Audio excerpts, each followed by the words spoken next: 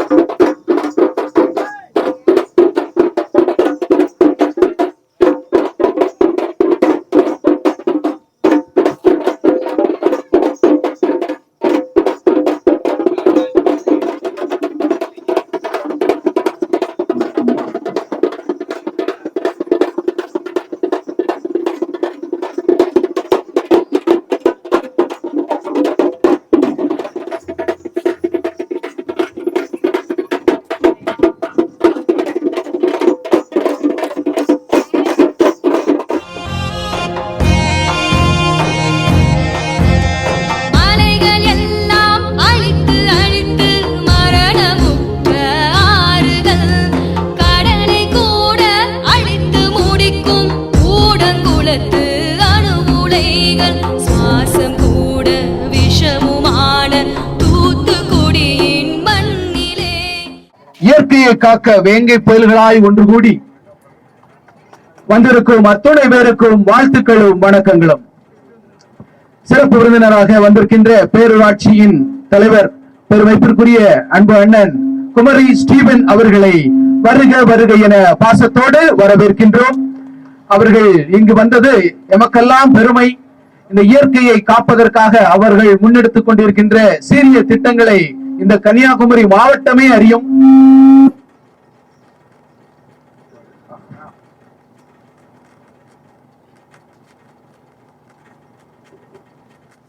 தொடக்கமாக நம் மண்ணின் இசை, நம் நேசத்தின் இசை, நம் உள்ளத்தின் இசை, நம் வெளிப்பாட்டின் இசை, நம் உயிரில் உணர்வில் கலந்த இசை, நம் தமிழ் பண்பாட்டின் இனிய இசை, பறை இசையோடு இந்த இனிய பயணம் தொடங்குகிறது.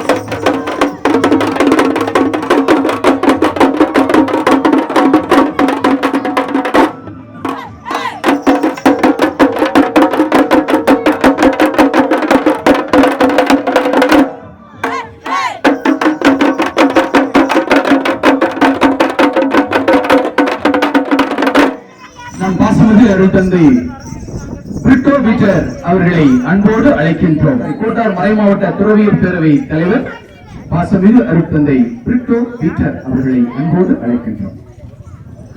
பசுமை பயணத்தை தூக்குவதற்காக கூடியிருக்கின்ற அனைவரையும் வரவேற்பதில் மகிழ்ச்சி அடைகின்றேன். இயற்கையை காப்போம், வாழ்வுரிமையை மீட்போம் என்ற நோக்கத்தோடு நாம் எல்லாம் இங்கே குழுமியிருக்கின்றோம். இந்த செய்து இதற்குரிய எல்லா விதமான காரியங்களிலும் முழுமூச்சோடு ஈடுபட்டு எல்லா முயற்சிகளும் செய்கின்ற தமிழக துறவர பேரவையினுடைய தலைவர் அருள் சகோதரி மரிய புலோமி அவர்களை உங்கள் சார்பாகவும் என் சார்பாகவும் பாசத்தோடு வரவேற்று மகிழ்கின்றேன். இந்த துவக்க நிகழ்வில் பங்கு பெற வந்திருக்கின்ற கன்னியாகுமரி சேர்மன் குமரி ஸ்டீவன் அவர்களையும் நம் சார்பாக பாசத்தோடு வரவேற்று மகிழ்கின்றேன். இந்த நிகழ்வுகளை எல்லாம் ஒருங்கிணைப்பதற்கு பலரும் உறுதுணையாக இருந்திருக்கிறார்கள். அதில் முதன்மையாக இருக்கின்றவர் கோட்டாறு மறைமாவட்ட பணிக்குழுக்களின் உறுப்பினர் ஒருங்கிணைப்பாளராக இருக்கின்ற தந்தை எட்மண்ட் அவர்களையும், இளைஞருடைய பணிக்குழுடைய தலைவர் சைமன் அவர்களையும், கன்னியாகுமரி பாவத்துறை கோவளம் பங்கு தந்தையர்களையும், வட்டார அதிபர்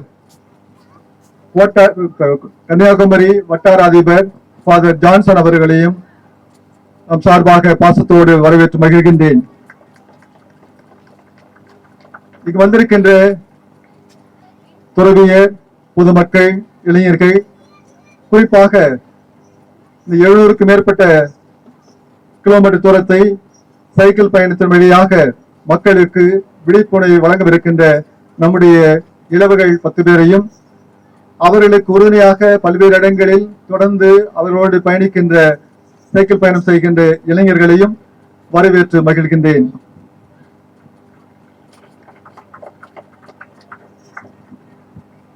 நமக்கு விழிப்புணர்வு கொடுப்பதற்காக இளைஞர்கள் சிலர் வந்திருக்கிறார்கள்.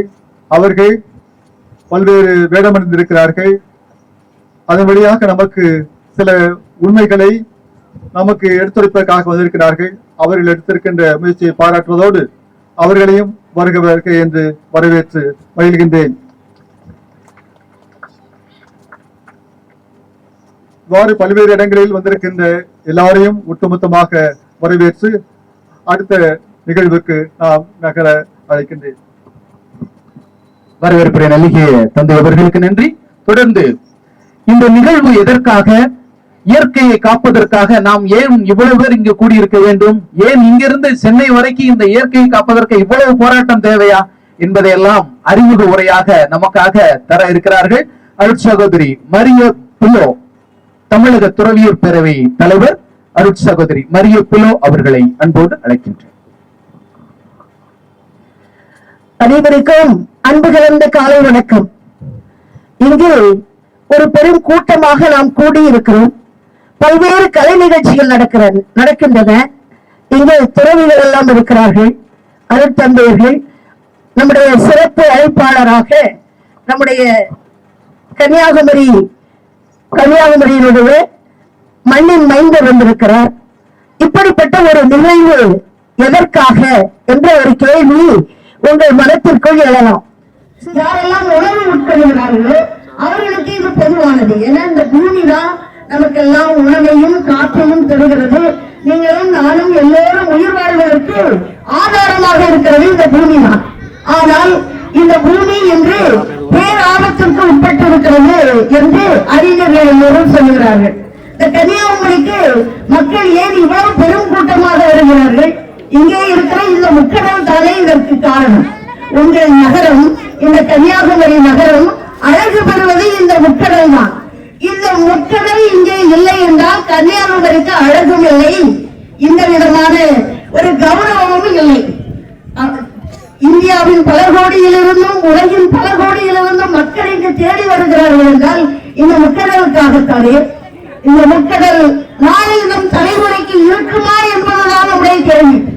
நாளை நம் தலைமுறைக்கு இந்த முக்கடல் இல்லை என்றால் இங்கு என்ன கூட்டம், இங்கு என்ன வாழ்வு, இங்கு மக்களின் வாழ்வாதாரம் என்ன எந்த கேள்விகளோடு நாம் இந்த கன்னியாகுமரியிலிருந்து இந்த பயணத்தை தொடங்குகிறோம். ஏனென்றால் இந்த பூமி அதிகமாக பாதிக்கப்படுகிறது என்பதை அறிஞர்களும் பெரியோர்களும் சொல்லி நாம் கேட்பதாக இல்லை. நம் அடுத்த தலைமுறைக்கு இந்த பூமியை நாம் விட்டு செல்வோமா என்ற கேள்விகளை கேட்டும் அது நமக்கு உரைப்பதாக இல்லை. இந்த கூட்டத்தினுடைய நோக்கம் இதனை ஒரு மக்கள் இயக்கமாக உருவாக்க வேண்டும். இது யாரோ ஒரு சிலருக்கப்பட்டல்ல. இந்த பங்கு கொள்கின்ற குழந்தை முதல் பெரியோர் வரை இது என்னுடைய திட்டம் என்று அதனை ஏற்றுக்கொள்ள வேண்டும். இதுக்காக இந்த பூமி என்னுடைய பூமி, நான் இதனை பாதுகாக்க வேண்டும் என்ற உணர்வு எழுந்தால்தான் இந்த கூட்டத்தினால் நமக்கு நிச்சயமாக பலன் கிடைக்கும் என்று நான் நம்புகிறேன். இது என்ன பூமியா? குழந்தைகளிடம் கேட்கிறேன், மாணவர்களிடம் இது என்ன பூமியா? இது உங்க ஊரா? உங்க ஊர் இப்ப நல்லா இருக்கணும் நீங்க விருப்பீங்களா? அப்ப நல்லா இருக்கணும்னு சொல்லுவாங்க. எல்லாரும் ஒன்றிணைந்து நம்ம ஊரை பாதுகாப்பதற்கு நம்மை கெடுப்பதற்கு என்னென்ன தடையா இருந்ததோ அதெல்லாம் என்ன செய்யணும்? நாம் தான் அதனை எல்லாம் நீக்க வேண்டும் இல்லையா? உங்க ஊர்ல சுற்றுச்சூழலை பாதிக்கப்படுவதை என்கிறார்கள். ஏன்னா நிறைய பேர் வெளியில இருந்து குப்பைகளை இங்கே கொட்டி விடுகிறார்கள் அல்லது நெகிழி பெண்களை இங்கே போட்டு விடுகிறார்கள். அப்ப இந்த நெகிழியை ஒழிக்க வேண்டும் என்றால் யார் இயக்கமாக வேண்டும்? நீங்க தான் இயக்கமாகும். ஏன்னா உங்களுடைய தலைமுறை தான் அடுத்து இந்த பூமியை பாதுகாக்கப்படுகிறது. அதனால என்ன செய்யணும்? நிச்சயமா நம்முடைய கன்னியாகுமரி ஒரே ஒரு நெகிழி பெண் கூட இருக்கக்கூடாது. நம்முடைய கடைகளில் எல்லாம் ஒரு நெகிழி பெண் கூட விட்டப்படக்கூடாது என்ற உணர்வை நீங்கள் பெற்றுக் கொண்டால்தான் நிச்சயமாக மாற்றம் வருவதற்கு வாய்ப்பாக இருக்கிறது. இந்த மாற்றத்திற்கான முன்னெடுப்பு தான் இந்த கன்னியாகுமரியிலிருந்து சென்னை வரை உள்ள இந்த விழிப்புணர்வு பேரணி. இதற்கு நம்முடைய இளையோர், நம்முடைய ஐம்பது மாணவர்கள் 10 பேரு தங்களை வரைத்துக் கொண்டு 720 கிலோமீட்டர் சைக்கிள் போனாங்க. தங்களை வரைத்துக் கொண்டு நமக்கு 5 கிலோமீட்டர் 2 கிலோமீட்டர் போக முடியாது இல்லையா? ஆனா 720 கிலோமீட்டர் தங்களை வரைத்துக் கொண்டு இந்த வெளியில் இவர்கள் பயணிக்க இருக்கிறார்கள். அவங்களுக்கெல்லாம் ஜோர கேட்டுக்கலாமா? பாராட்டுவோம். இந்த பயணம் வெற்றி என்பது ஒரு நிகழ்ச்சி அல்ல. எல்லாம் நல்ல நிகழ்ச்சி நடத்திப்போம் அப்படின்னு சொல்லுவாங்க. எனக்கு அது பிடிக்கவே கிடையாது. எப்போது எங்க ஊர்ல நல்ல நிகழ்ச்சி நடந்தது அப்படின்னு சொன்னா அது ஃபெயிலியர் அப்படின்னு அர்த்தம். நல்ல நிகழ்ச்சிக்காக அல்ல, வெற்றி நிகழ்ச்சியின் வெற்றிக்காக அல்ல. நாம் ஒவ்வொருவருடைய மனசேவை தொட்டிருக்கலாம் அதுதான் கேள்வி. அதனால நம்முடைய ஒவ்வொருவருடைய மனதையும் அதை தொட்டு இந்த பூமியை, இந்த கடலை, இந்த பிரபஞ்சத்தை நான் பாதுகாப்பேன் என்ற உறுதி உங்கள் ஒவ்வொருவருடைய உள்ளத்தில் வந்தால் அதுதான் இந்த நடைமுறைக்கு வெற்றி என கூறிக்கொண்டு வாய்ப்புக்கு நன்றி குறிப்பிக்கிறேன். நன்றி, வணக்கம். சகோதரி அவர்களுக்கு நன்றி. தொடர்ந்து இயற்கையை பற்றிய இந்த இளம் பிள்ளைகளினுடைய எண்ணங்கள் என்னவாக இருக்கிறது? இந்த இளம் பிள்ளைகள் எல்லாம் எந்த மாதிரியான சிந்தனையோடு வளர்ந்து கொண்டிருக்கிறார்கள்? பள்ளி பருவத்தில் இந்த இயற்கையை காப்பதற்காக என்னென்ன திட்டங்களை எல்லாம் மனதில் வைத்திருக்கிறார்கள்? ஆசிரியர்கள் அவர்களுக்கு எந்த மாதிரியெல்லாம் பயிற்றுவிக்கிறார்கள் என்பதையெல்லாம் இந்த இயற்கையை காப்போம் என்ற அழகான தலைப்பில் வாழ்வுரிமையை மீட்பதற்காக இந்த இளம் பிள்ளைகள் இங்கே வந்திருக்கிறார்கள். அவர்களது காட்சிகளை நாம் இங்கே காண்போம். பசுமையின் அடையாளம் விவசாயம், பாரம்பரியத்தின் அடையாளம் நம் தமிழ்நாடு. உழுதுண்டு வாழ்பவரே வாழ்பவர், மக்கள் தொழிலுண்டு பின்தல்வர் என்கிறார் வள்ளுவர். அதாவது உலகிற்கே உழவு செய்து உணவளிக்கும் உழவனே உலகில் ஆகச் சிறந்தவன் என்கிறார். விவசாயத்துக்கு முக்கிய தேவை பசுமையை. விவசாயம் நம் நாட்டின் முதுகெலும்பு. வந்தோரை வாழ வைப்பது நமது தமிழ்நாடு. பசுமையையும் பாரம்பரியத்தையும் வாழ வைப்பது நமது தாய்நாடு. விருந்தினரை அகமும் முகமும் மலர உபசரிப்பது நமது பாரம்பரியம். பசுமையும் பாரம்பரியமும் நம்மை வாழ வைக்கும் இரு தலங்களாகும். பசுமை பூமியின் வழியானது, பாரம்பரியம் உயிரின் சாந்தமானது. உலகில் பசுமை காப்போம், உணவை உடல் கலாச்சாரத்தில் பாரம்பரியம் காப்போம். நாங்கள் சோற்றிற்கான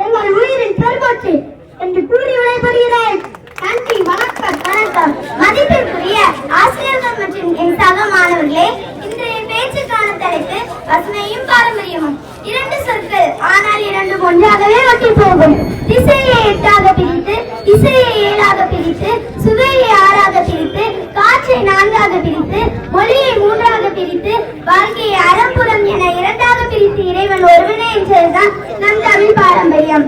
நான் சொல்கிறேன் பாருங்க, பசுமை இல்லாம பாரம்பரியமே இருக்க முடியாது. பாரம்பரியம் தான் நம்மை பசுமையோட நெருக்கமாக வளர்த்தது. நம்ம ஊர் கலாச்சாரத்துல பாருங்க, மாடி வீடு, மூங்கில் கூரை, மழை வரும்போது ஊரணிகள் நிலவும். அது வெறும் டிசைன் இல்லைங்க, அது ஒரு சுறுசுறுப்பான வாழ்க்கை முறை.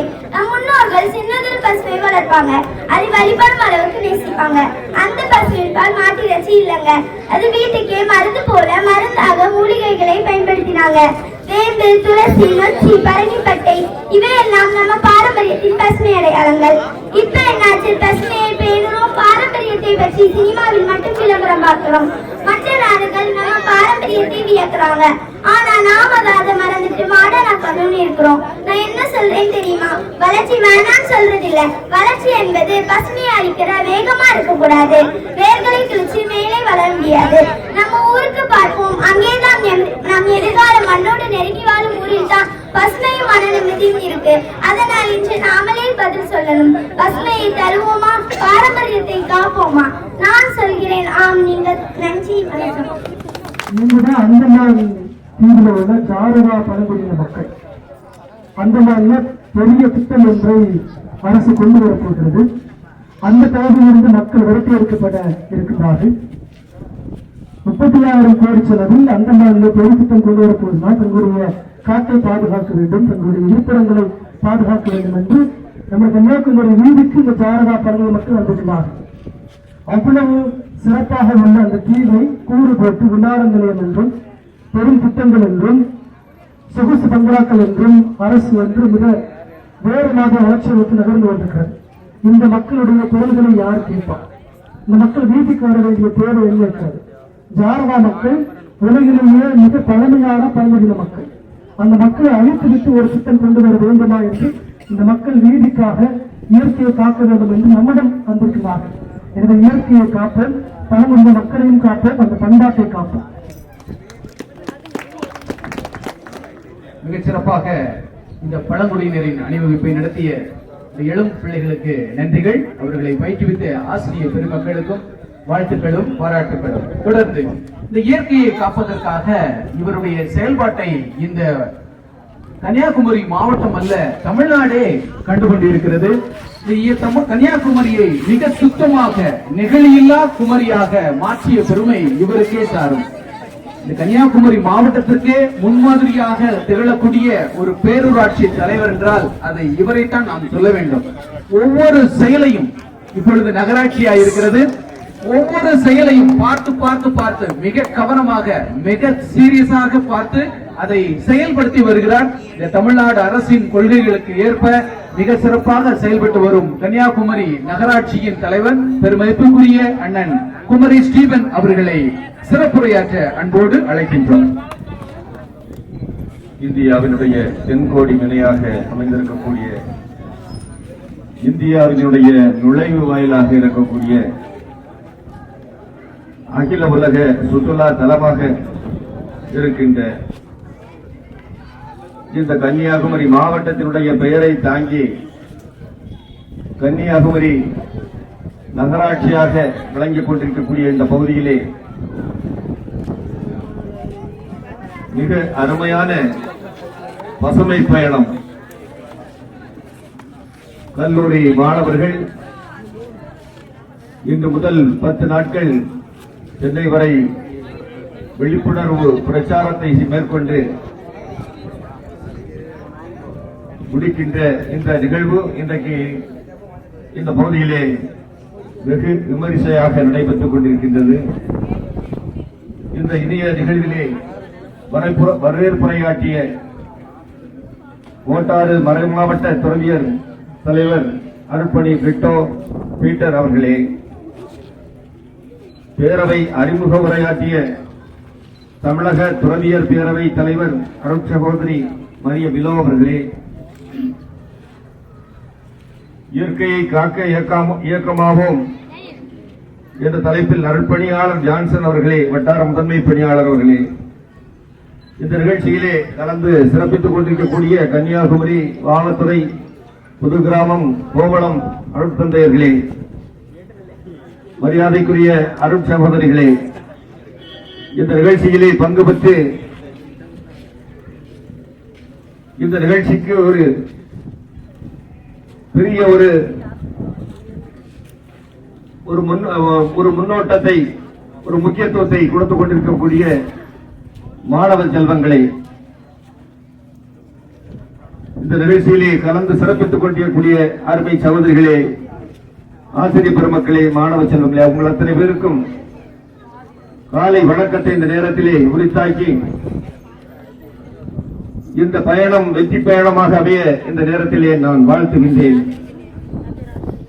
இங்கே இந்த நிகழ்ச்சியை பார்க்கின்ற போது இயற்கையை காப்போம், வாழ்வுரிமையை மீட்போம் என்ற தலைப்பிலே இந்த பிரச்சார பயணம், மிதிவண்டி பயணம் இன்றைக்கு துவக்க நிகழ்ச்சியாக இந்த கன்னியாகுமரியிலே நடைபெற்றுக் கொண்டிருக்கின்றது. இங்கே பேசுகின்ற போது நம்முடைய அருமை சகோதரர் தொகுப்பாளர் இந்த கன்னியாகுமரியை பற்றி மிக சிறப்பான அர்த்தமுள்ள நிகழ்ச்சி அந்த வார்த்தைகளை அவர்கள் பயன்படுத்துகின்ற போது உண்மையிலேயே எனக்கு பெரிய மகிழ்ச்சியாக இருந்தது. ஏனென்று சொன்னால், காற்று வாங்க போவோம் என்று சொல்லுவார்கள். எங்கே? கடற்கரையை நோக்கி. அந்த கடற்கரை பகுதியில்தான் சுத்தமான காற்றை நாம் சுவாசிக்க முடியும். அப்படிப்பட்ட அந்த இயற்கையை பாதுகாக்கின்ற இந்த பயணம் இந்த முக்கடலும் சங்கமிக்கின்ற இந்த பகுதியிலே நடைபெறுகின்றது என்று சொல்கின்ற போது இதற்கு ஒரு முக்கியத்துவம் இருக்கின்றது என்றுதான் சொல்ல வேண்டும். இது போன்ற விழிப்புணர்வு பயணங்கள் நான் பார்த்துக் கொண்டிருக்கின்றேன். அடுத்தடுத்து தொடர்ந்து கல்லூரி மாணவர்கள், கல்லூரிகள் சார்பில், NSS சார்பில் நிறைய நிகழ்ச்சிகள் எல்லாம் இந்த பகுதியில் இருந்துதான் தொடங்குகின்றார்கள் என்று எண்ணுகின்ற போது உண்மையிலேயே இந்த மண்ணில் பிறந்ததற்காக நாம் இறைவனுக்கு இந்த நேரத்திலே நன்றி சொல்ல கடமைப்பட்டிருக்கின்றேன். இங்கே பார்க்கின்ற போது நம்முடைய குழந்தைகள், மாணவ செல்வங்கள்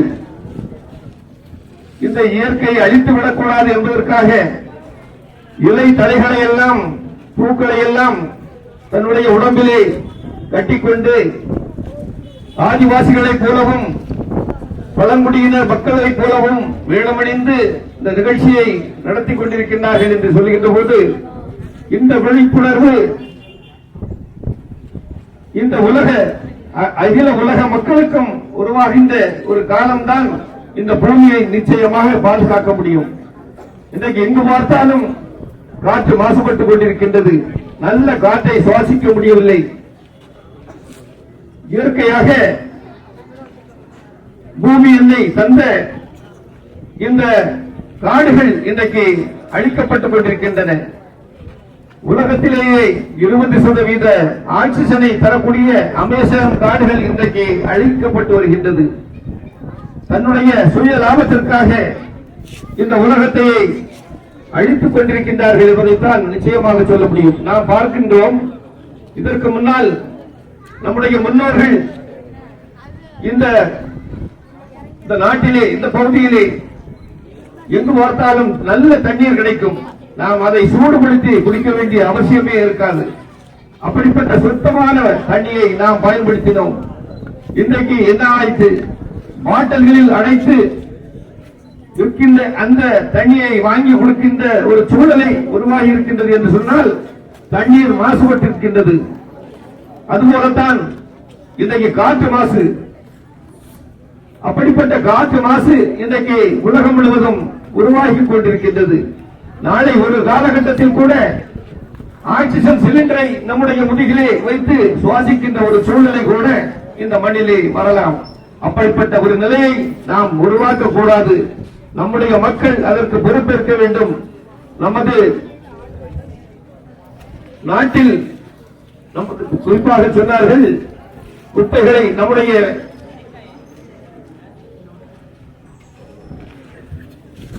குப்பைகளை கூட அவர்களுக்கு சரியாக கையாள முடியாத ஒரு சூழ்நிலை இருந்து கொண்டிருக்கின்றது. குப்பைகளை ஆங்காங்கே வீசிக்கொண்டு மாசுபடுப்பு என்ற அந்த நிலைமையை நம்முடைய அருள் தந்தையர்கள் அந்த மாசு நடக்கின்ற அந்த சூழ்நிலையிலே ஒவ்வொருவருக்கும் அந்த விழிப்புணர்வை ஊட்ட வேண்டும் என்று இந்த நேரத்திலே சொல்லி இந்த அற்புதமான இந்த பயணம் சென்னை வரை சென்று முடிக்கின்ற வகையிலே வெற்றி பெற வேண்டும் என்று இந்த பயணத்தை வாழ்த்தி அனுப்புகின்றேன். நன்றி, வணக்கம்.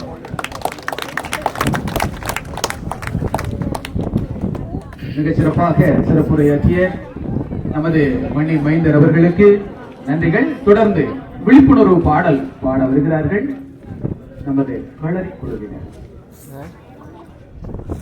மண்ணை காப்பாத்தணும், மரத்தை காப்பாத்தணும், இயற்கைய காக்கணும், செயற்கைய போக்கணும், இயற்கைய காக்கணும், செயற்கைய போக்கணும்.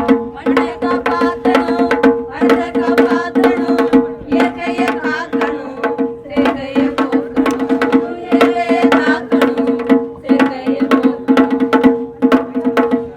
கேப்பக்கூடும் ஒரு கிண்டலாகி போச்சு,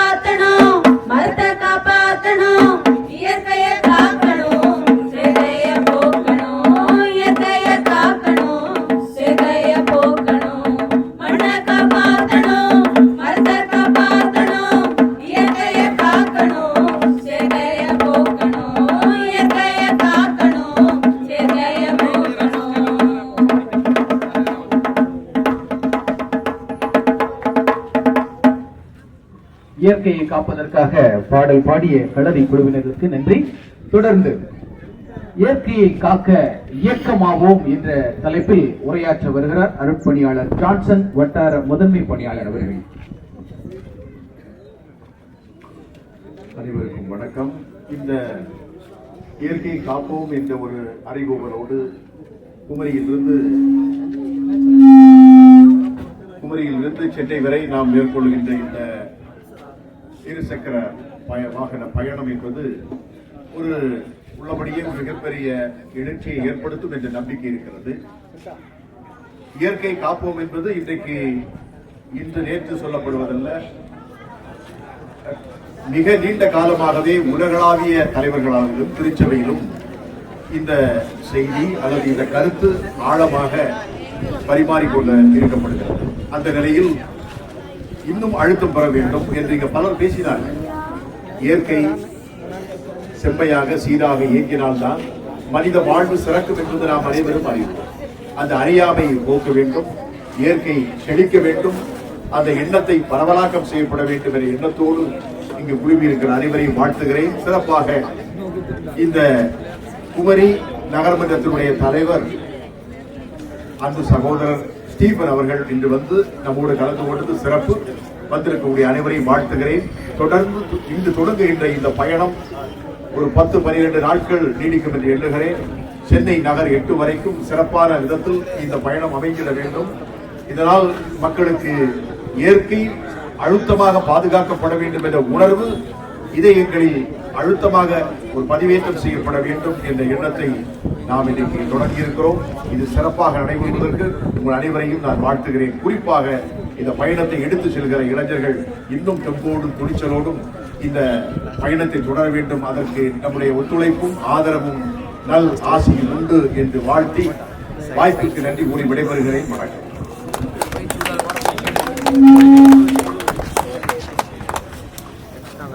மிக சிறப்பாக உரையாற்றிய எங்கள் தந்தை அவர்களுக்கு நன்றி. தொடர்ந்து இந்த மிதிவண்டி பயணம் இதோ தொடங்குகிறது. இந்த பயணத்தில் கலந்து கொள்கின்ற உறவுகள் அத்துணை பேரும் தங்களது மிதிவண்டிகளை எடுத்துக்கொண்டு இந்த பகுதியில் வரிசையாக வந்து நிற்குமாறு அன்போடு கேட்டுக்கொள்கின்றோம். மிதிவண்டியில் பயணத்தில் தொடர்கின்ற உறவுகள் அத்துணை பேரும் தங்களது மிதிவண்டிகளை எடுத்துக்கொண்டு வரிசையாக இங்கு வந்து நிற்குமாறு கேட்டுக்கொள்கிறோம். தமிழ்நாடு துறவியர் பேரவை மற்றும் தமிழ்நாடு ஐக்கியம் அமைப்பினர் இணைந்து இந்த நிகழ்வை சிறப்பு செய்கிறார்கள். வாழ்வுரிமையை காப்பதற்காக, மீட்பதற்காக, இயற்கையை காப்பதற்காக இந்த அருமையான பயணம் முன்னெடுத்து செல்ல இருக்கிறது. அத்துணை பேரும் பெருமையோடு மார்கட்டி நாம் சொல்லலாம், இயற்கையை காப்பதற்காக இந்த பிள்ளைகள் நிகழ்ச்சியை தொடங்குகிறது. எல்லாரும் கரவொலி எழுப்பி உற்சாகப்படுத்துவோம். 2 பேரா போங்க. கொடியசைத்து துவக்கி வைத்த தலைமை சான்றோர்களுக்கு நன்றியும் வாழ்த்துக்களும். அவர்களோடு இணைந்து பயணிக்கின்ற இளைஞர்கள், பள்ளி மாணவர்கள், இயற்கை ஆர்வலர்கள் அத்துணை பேருக்கும் மனமார்ந்த நன்றிகளும் வாழ்த்துக்களும்.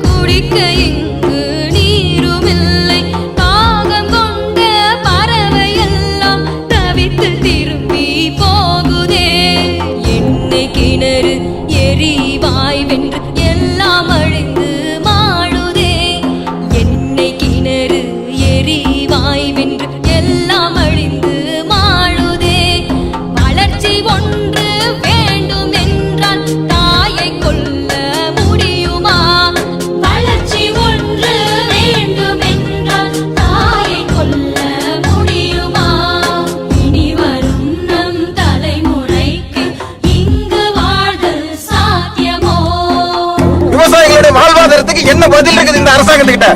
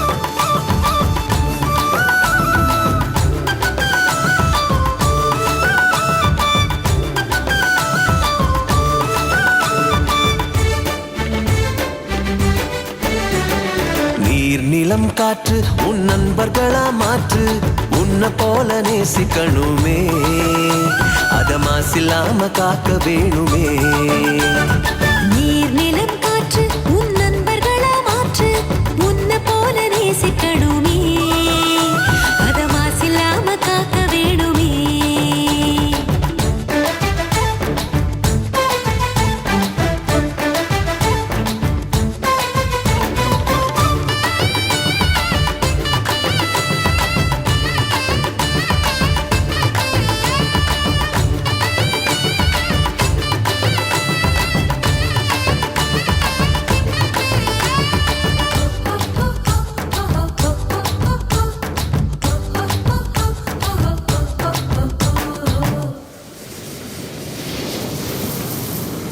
கடல் ஆறு ஏரி குளம் எதுவானாலும் உயிர் வளர்க்கும் சக்தி ஆகுது அதில் வாடும் உயிர்கள் முக்தி அடையுது கடல் ஆறு ஏரி குளம் எதுவானாலும் உயிர் வளர்க்கும் சக்தியாகுது அதில் வாடும் உயிர்கள் முக்தி அடையுது வறண்ட மண்ணில் பசுமை தரும் பாட்டும் வெயிலில் குளிர்ச்சி தரும் வறண்ட மண்ணில் பசுமை தரும் வாட்டும் வெயிலில் குளிர்ச்சி தரும்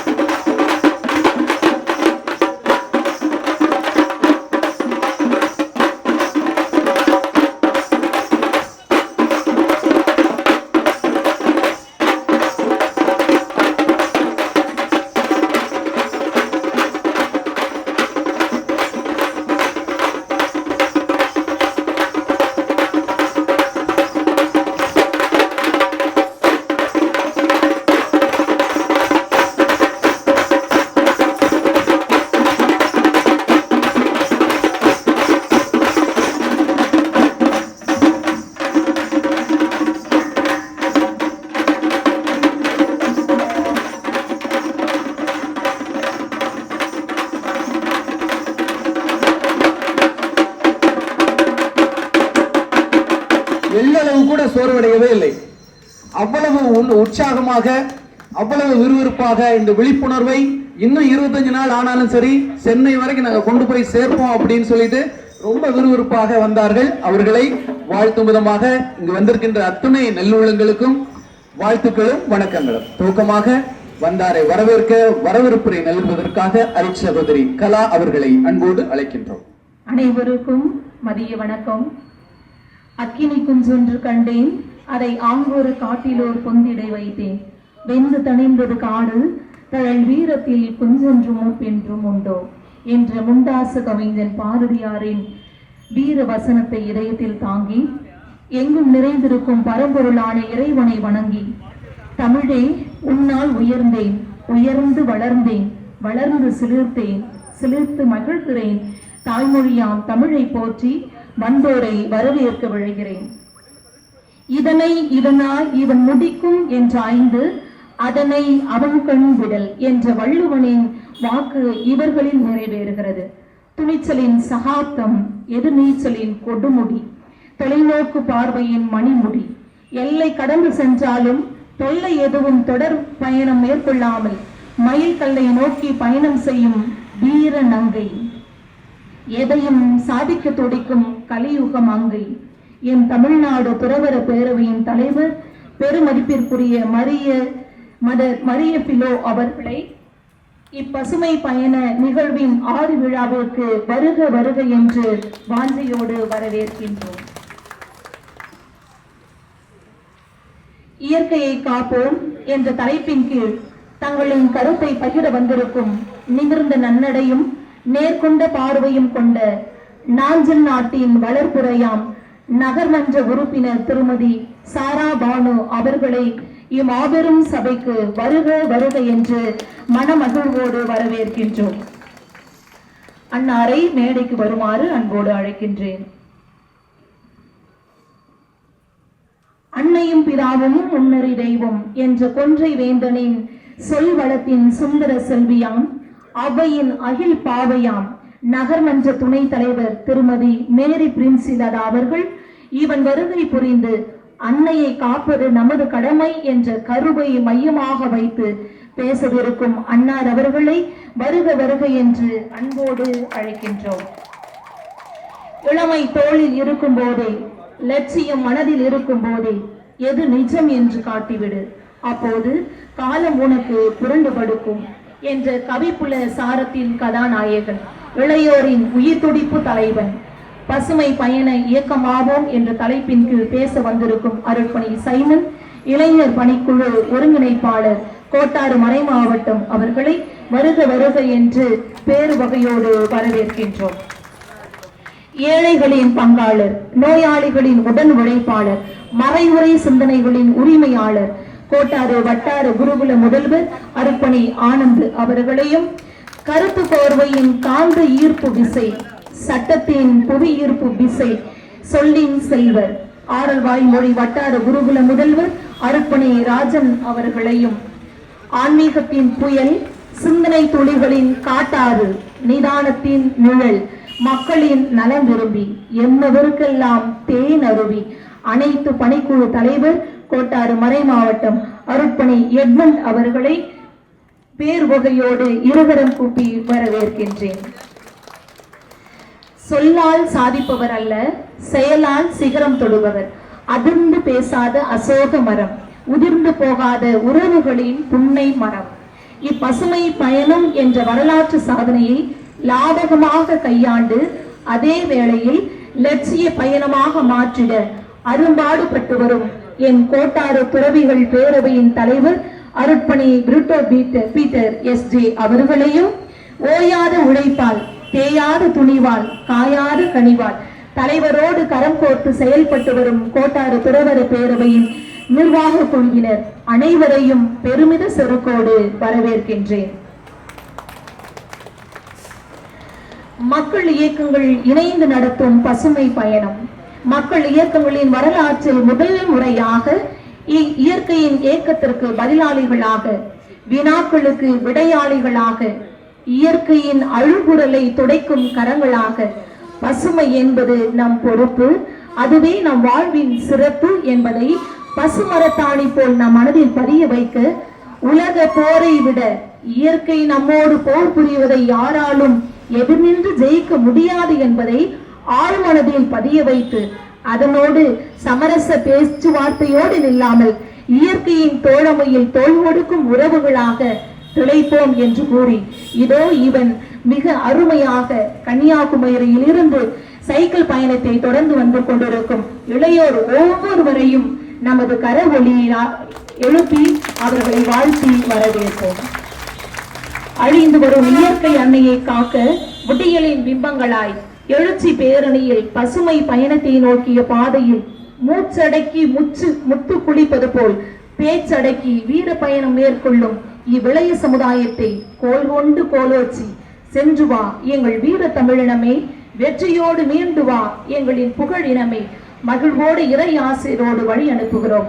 எங்களின் உயிர் நாடிகள் இவர்கள். இவன் வருகை புரிந்திருக்கும் அருட்சகோதரிகள், அருட்பணியாளர்கள், சான்றோர்கள், இயற்கையின் பங்காளிகள், தப்பாட்ட இளையோர்கள், ஒளி அமைப்பாளர்கள், சமூக போராளிகள், எம் பாசமிகு இறை மக்கள் யாவரையும் மீண்டும் ஒரு முறை உங்கள் அனைவரையும் வரவேற்று மகிழ்கிறேன்.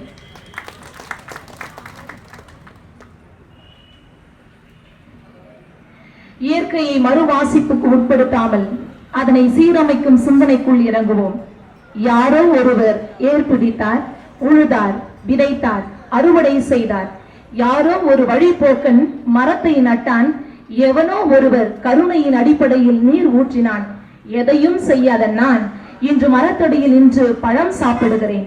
இது நியாயமா என்ற கேள்விக்குரிய இதயத்தில் பதித்தவர்களாய், யாரோ ஒருவர் என்று போகாமல் எண்ணாமல், என்னால் இயற்கை பேணப்படும் என்று இயற்கையின் வசந்தத்தின் பட்டாடையை உடுத்தி நாம் ஒவ்வொருவரும் ஆழ்ந்த தொடர்புள்ளிகளோடு இறங்குவோம் இவ்வெற்றியின் களத்தில் என்று கூறி, உங்கள் அனைவரையும் மீண்டும் ஒரு முறை வருக வருக என்று வரவேற்று இடம் சார்கிறேன். நன்றி, வணக்கம். சகோதரி அவர்களுக்கு நன்றிகள். தொடர்ந்து இந்த இயற்கையை காப்போம், வாழ்வுரிமையை மீட்போம் என்ற அழகான தலைப்பில் மிக கடுமையாக திட்டம் தீட்டி இந்த செயல்பாட்டை சீரும் சிறப்புமாக நடத்தி கொண்டிருக்கின்ற அருட் சகோதரி மரிய பிலோ அவர்களை அறிமுக உரையாற்றிட அன்போடு அழைக்கின்றேன். வேதியில் இருக்கின்ற முக்கிய விருந்தினர்களுக்கும் நிச்சயமாக மேடைக்கு முன்பாக அமர்ந்திருக்கின்ற மிக முக்கிய நண்பர்களுக்கும் என்னுடைய மதிய வணக்கத்தை அன்போடு தெரிவித்துக் கொள்கிறேன். இந்த பசுமை பயணம் ஏன், எதற்கு என்ற கேள்வி நம்முடைய மனதில் எழலாம். இடத்துல ஒரு சகோதரி சொன்னார், எல்லாரும் சொல்றாங்க மரம் நடு மரம் நடுன்னு, சொல்ற நேரத்தில் அதை நட்டிருந்தா கூட இன்னைக்கு தமிழகம் முழுவதும் அத்தனையும் மரங்களாக மாறி இருக்கிறோம். இப்ப இந்த பசுமை பயணத்துல நீங்க என்ன பண்ண போறீங்க அப்படின்னு கேட்டாங்க. அப்ப நான் சொன்னேன், இதனுடைய நோக்கம் என்ன என்பதை நம்ம புரிந்து கொண்டோம் என்று சொன்னால் ஒவ்வொருவரும் தான் அந்த பசுமை பயணத்தை பசுமையாக மாற்ற முடியும். நிச்சயமாக அரசின் திட்டங்கள் இதனை மாற்ற முடியுமா அப்படின்னு கேட்டா இல்லை, நிச்சயமாக இல்லை. அரசு திட்டமிடலாம், அல்லது நம்முடைய ஊர்ல அல்லது நம்முடைய மதம் அல்லது நம்முடைய பேச்சு இல்ல இதெல்லாம் மாற்றம் கொண்டு வர முடியுமா என்றால் நிச்சயமாக மாற்றம் கொண்டு வர முடியாது. மாற்றம் எங்கிருந்து நிகழ வேண்டும்? மாற்றம் எண்ணிலிருந்து தான் நிகழ வேண்டும். இந்த பொறுப்புணர்வை எடுத்துக்கொள்வதற்கான ஒரு பயணம் தான் இது. இந்த பசுமை பயணம் ஒவ்வொருவரும் இந்த இயற்கையை காப்பது என்னுடைய கடமை, என் தனிப்பட்ட கடமை. இந்த இயற்கை எனக்கு சொந்தம், இதனை பாதுகாப்பதை என்னுடைய தலைமுறைக்கு பாதுகாத்து விட்டு செல்வது என்னுடைய தலைமுறைக்கு நான் செய்ய வேண்டிய கடமை என்று உணர்ந்தாலுடைய இதனை இயற்கை பாதுகாப்பு என்பது ஒரு பேச்சாகத்தான் என்றுவிடும் இல்லையா? அதான் சொன்னாங்க. அன்றைக்கு குழந்தைகள் அழகாக பேச்சு போட்டிக்கெல்லாம் தயார் பண்றாங்க. நம்ம இயற்கையை பற்றி எல்லாம் நிறைய பேசுறோம் இல்லையா? பேச்சு போட்டிகளை தயார் செய்கின்ற குழந்தைகளுக்கு நம்முடைய கையில என்ன வச்சிருக்காங்க அப்படின்னு சொன்னா வாட்டர் பாட்டில் வச்சிருக்காங்க. என்ன வாட்டர் பாட்டில்?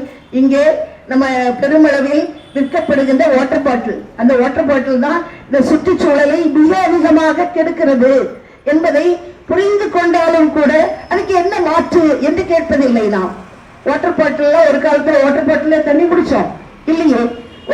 மாதிரியான மீட்டிங்க்கு போகும்போது ஆங்காங்கே தண்ணீர் வைத்திருப்பார்கள்.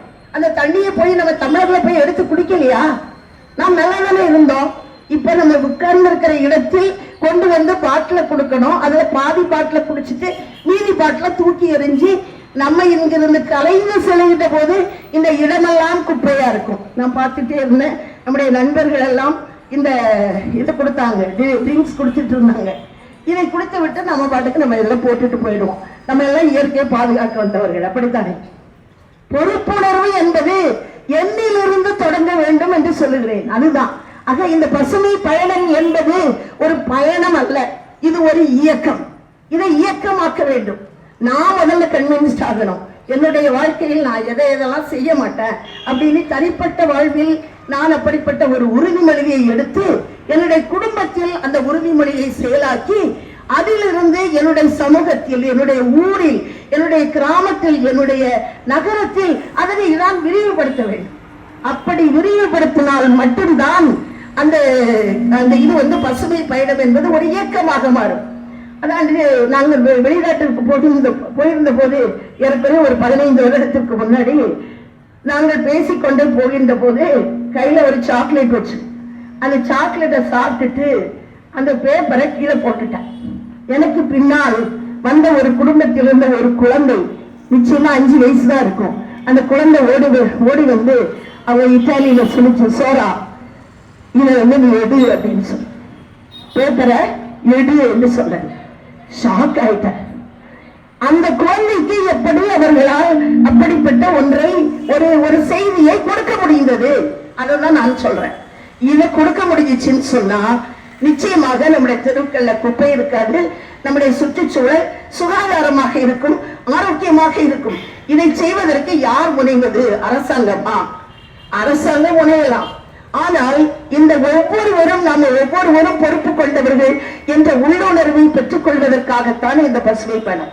ஆக அன்புக்குரியவர்களே, இந்த பயணம் என்பது ஏதோ ஒண்ணு நம்ம அழகா கன்னியாகுமரியிலிருந்து சென்னை வரை ஒரு பெரிய அந்த சைக்கிள் பேரணியை நடத்தினார்கள் என்ற ஒரு பெருமைக்காக கிடையவே கிடையாது, நிச்சயமா கிடையாது.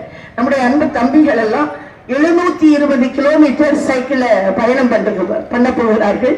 ஏற்கனவே ஸ்டார்ட் பண்ணிட்டாங்க. 720 கிலோமீட்டர் போய் சென்னையில் நம்முடைய நகரத்தின் மையத்தில் நிற்க போகிறார்கள். ஆக இதை நாம் செய்ய வேண்டும். இதற்காகத்தான் இந்த பசுமை பயணம். ஆங்காங்கே இது மதம் இல்லை, இதற்கு ஜாதி இல்லை, இனம் இல்லை, எதுவும் இல்லை. எல்லாவற்றையும் கடந்து மனிதன் என்ற ஒரே ஒரு ஒற்றை அடிப்படையில் இந்த பசுமை பயணம் நடைபெறுகிறது. ஒருவேளை நான் இந்த டிரெஸ் போட்டிருக்கிறதா கிறிஸ்டியன் சிஸ்டர்னு சொல்லலாம். நான் நிச்சயமாக இதில் பங்கு கொள்வது ஒரு கிறிஸ்டியன் சிஸ்டரா இல்லை. ஏனென்றால் நான் இந்த பூமியின் காற்றை சுவாசிக்கிறேன். எனக்கு காற்று தர்றது இந்த பூமி தான். இந்த காற்று இல்லைன்னா நான் இல்லை. இந்த பூமியின் சாப்பாட்டை சாப்பிடுகிறேன். இந்த சாப்பாடு இல்லைன்னா நான் பேச முடியாது, நான் வாழ முடியாது. அப்படிப்பட்ட எனக்கு காற்றும் உணவும் நீரும் தந்து என்னை காக்கின்ற இந்த பூமிக்கு எனக்கு ஒரு கடமை இருக்கிறது. அதுக்குதான் நிற்கிறோம். நீங்க எல்லாருமே அப்படிதான். அதனால நம்ம எந்த மதத்தையும் சார்ந்தவர்கள் அல்ல, எந்த இனத்தையும் சார்ந்தவர்கள் அல்ல, எந்த மொழியையும் கூட சார்ந்தவர்கள் அல்ல. அப்படி சொல்லும்போது அழகா தூய தமிழ்ல பேசினாங்க. நான் ரொம்ப ரசிச்சேன். எனக்கு தமிழ் ரொம்ப பிடிக்கும். அதனால தூய அழகான தமிழில் இங்க எனக்கு தெரியும். நாகர்கோயில், கன்னியாகுமரியில் இருக்கிறவர்கள் எல்லாம் நிச்சயமா ஒன்றை செய்ய வேண்டும் என்று நினைத்து விட்டால் தீவிரமாக செய்வார்கள் என்பது எனக்கு தெரியும். அதனால அவங்களுடைய தமிழை நான் குறைக்கவில்லை. இருந்தாலும் தமிழராக கூட நாம் இதில் இறங்கவில்லை, மனிதராக மட்டுமே இறங்குகிறோம். அதுவும் மனிதராக கூட இல்லை, இந்த பிரபஞ்ச ஜீவிகளாக இருக்கிறோம். ஏன்னா மனுஷனும் சுவாசிக்கிறான், மிருகங்களும் சுவாசிக்குது, உலகத்துல எல்லாமே சுவாசிக்குது. அப்படி இருக்கும்போது ஜீவராசியாகத்தான் நாம் இதில் இந்த பயணத்தில் பங்கு கொள்கிறோம். அதனால நம்ம எல்லாரும் இதுல யாருமே கலந்து கொள்ள முடியாது என்று சொல்வதற்கு இல்லை. அப்படி அனைவருமே இதில் கலந்து கொண்டோம் என்றால் இதனை ஒரு மாபெரும் இயக்கமாக்க முடியும். இது ஒரு பசுமை என்பது ஒரு இயக்கமாக வேண்டும். பசுமை என்பது ஒரு புரட்சியாக வேண்டும். நம்முடைய கிராமத்தில், நம்முடைய குடும்பத்தில், நம்முடைய ஊரில், நம்முடைய சமூகத்தில், தெருக்களில், எல்லா இடங்களிலும் அது இயக்கமாக மாறினால்தான் இந்த பூமி பூமியை நாம் அடுத்த தலைமுறைக்கு விட்டு செல்ல முடியும். நிச்சயமாக இல்லை என்றால் ஒவ்வொரு நாளும் வந்து கொண்டிருக்கின்ற செய்திகளை எல்லாம் பார்க்கின்ற போது பேர் ஆபத்தாக இருக்கிறது. நாம் விளையாடிய, நாம் நடமாடிய, நமக்கு உணவு ஊட்டிய இந்த பூமியை நாம் தொலைத்து விடுவோமோ என்ற அச்சம் இருக்கிறது. அதனால் தான் நாம் ஒன்றாக கூடியிருக்கிறோம். எனவே இந்த பசுமை பயணம் என்பது ஏதோ வேற எதுக்கும் இல்லை, இதற்காக மட்டும்தான். எனவே நீங்கள் நிறைய பேர் வந்திருக்கிறது மிகுந்த மகிழ்ச்சியாக இருக்கிறது. நீங்கள் எல்லோரும் இதனை ஒரு இயக்கமாக மாற்றுவதற்கு முயற்சி எடுக்க வேண்டும். நம்ம எல்லாரும் ஒருங்கிணைந்து கரவொலி எழுப்பி நம்முடைய தம்பிகளை எல்லாம் பாராட்டுவோம். அவங்களோடு தான் நாங்கள் வழிநடக்கிறோம். ரொம்ப உற்சாகத்தோடு இளையோர் இப்பணியில், ஏன்னா நமக்கெல்லாம் ஆசைதான் சைக்கிள் ஓட்டுறது. அப்ப நம்ம ஏறின சைக்கிள் தாங்குமா? தாங்காது. அதனால தாங்குகின்ற நம்முடைய தம்பிகளை வைத்து சைக்கிள் ஓட்டுகிறோம். அவர்கள் தான் சைக்கிள் ஓட்டிக் கொண்டு செல்லுகிறார்கள். அதனால நம்ம எல்லார் சார்பாகவும் இந்த பயணத்தை மேற்கொள்ளுகின்ற நம்முடைய தம்பிகளை, அதுவும் குறிப்பாக நம்முடைய தம்பி இயேசு சபை இளவல், அவர் ஐக்கியத்தினுடைய தோழர், நம்முடைய சாரதி, அவர் ஐக்கியத்தினுடைய பொறுப்பாளர், கோஆர்டினேட்டரா இருக்கிறார் இயேசு சபையார். அவரும் கூட சேர்ந்து சைக்கிள் ஓட்டுகிறார் 720 கிலோமீட்டர். அவருக்கு நம்முடைய நெஞ்சம் நிறைந்த பாராட்டுக்களை அனைவரும் தெரிவித்துக் கொண்டு வாய்ப்புக்கு நன்றி கூறி முடிக்கிறேன். நன்றி, வணக்கம். மிக அருமையான அறிமுக உரை இல்லையா? யதார்த்தமான இந்த மண்ணை காப்பதற்கு நம்ம எல்லாருக்குமே பங்கு இருக்கு அப்படிங்கிறத அழகா விதைச்சு விட்டுட்டு போயிருக்கிறாங்க. நம்ம எல்லாம் ஏக்கமானால் மட்டும்தான் இந்த மண்ணையும் இந்த சமூகத்தையும் நம்ம காப்பாற்ற முடியும், இந்த இயற்கையை நம்ம இன்னும் வளப்படுத்த முடியும் என்று மிக அருமையாக அறிமுக உரையாற்றிய அருள் சகோதரி அவர்களுக்கு நன்றிகள். தொடர்ந்து இயற்கையின் ஈடுபாட்டாளர், இறைவனின் சாதனையாளர், இளையோரின் முன்னோடி, இம்மாபெரும் சைக்கிள் பயணத்தை முன்னின்று வழிநடத்தி வரும் அருப்பணி பார்த்த சாரதி சேசார் அவர்களை இந்நேரத்தில் வருக வருக என்று வரவேற்கின்றோம். தந்தை அவர்களே, நம்ம தமிழ்நாட்டில் பார்த்தீங்க அப்படின்னா இன்னைக்கு எந்த ஐடி கம்பெனியில் போனாலும் திறமையாளர்களை யாருமே கூப்பிடுறதில்ல, ஜல்லிக்கட்டு காளைகளை தான் கூப்பிடுறாங்க. அதாவது they are not hard workers, but we need only for smartness. ஸ்மார்ட்டா இருக்கவங்களை மட்டும்தான் கூப்பிடுறாங்க. அதனால நீங்க இப்ப சைக்கிள் பயணத்தை மேற்கொள்ளக்கூடிய இந்த நேரத்துல திறமையாளர்களோடு நீங்க போகல, ஜல்லிக்கட்டு காளை வீரர்களோடு நீங்க பயணம் செய்ய போகிறீர்கள். உங்களையும் உங்கள் ஒவ்வொருவரையும் நான் எங்களது இங்கு குழுமி இருக்கக்கூடிய ஒவ்வொருவரின் பெயராலும் வாழ்த்தி உங்கள் அனைவரையும் வழி அனுப்புகிறோம். Thank you father. சகோதரிகளுக்கு நன்றி. ஜல்லிக்கட்டு காளையோட இன்னொரு ஜல்லிக்கட்டு காளையும் போகுது, அதையும் சொல்லுவாங்க. அவர் ஜல்லிக்கட்டு அவர் தலைமையில தான் போறாங்க. வாழ்த்துக்கள். தொடர்ந்து இயற்கையை காப்போம் என்ற தலைப்பில் உரையாற்றுவதற்காக இயற்கையோடு இணைந்து இயற்கையை நேசிக்கின்ற நாகர்கோவில் மாநகராட்சி 48வது வார்டு உறுப்பினர் பெருமதிப்பிற்குரிய திருமதி பியாசா ஹாஜி பாபு அவர்களை இயற்கையை காப்போம் என்ற தலைப்பில் உரையாற்ற அன்போடு அழைக்கின்றோம். இனிமையான இந்த நிகழ்ச்சிக்கு தலைமையேற்று நடத்தி கொண்டிருக்கின்ற மாநகராட்சியினுடைய துணை மேயர் மேரி பின்சிலர் அவர்களே,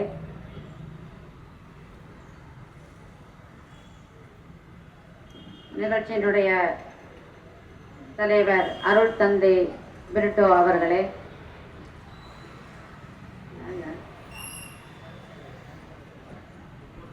தமிழக துறவியல் பேரவை தலைவர் சகோதரி மரிய பிலோ அவர்களே, பசுமை பயணத்தில் தன்னையே இணைத்திருக்கும் அர்ப்பணியாளர் பார்த்த சாரதி அவர்களே, அருள் பணியாளர்கள் எட்மண்ட் சைமன் அவர்களே,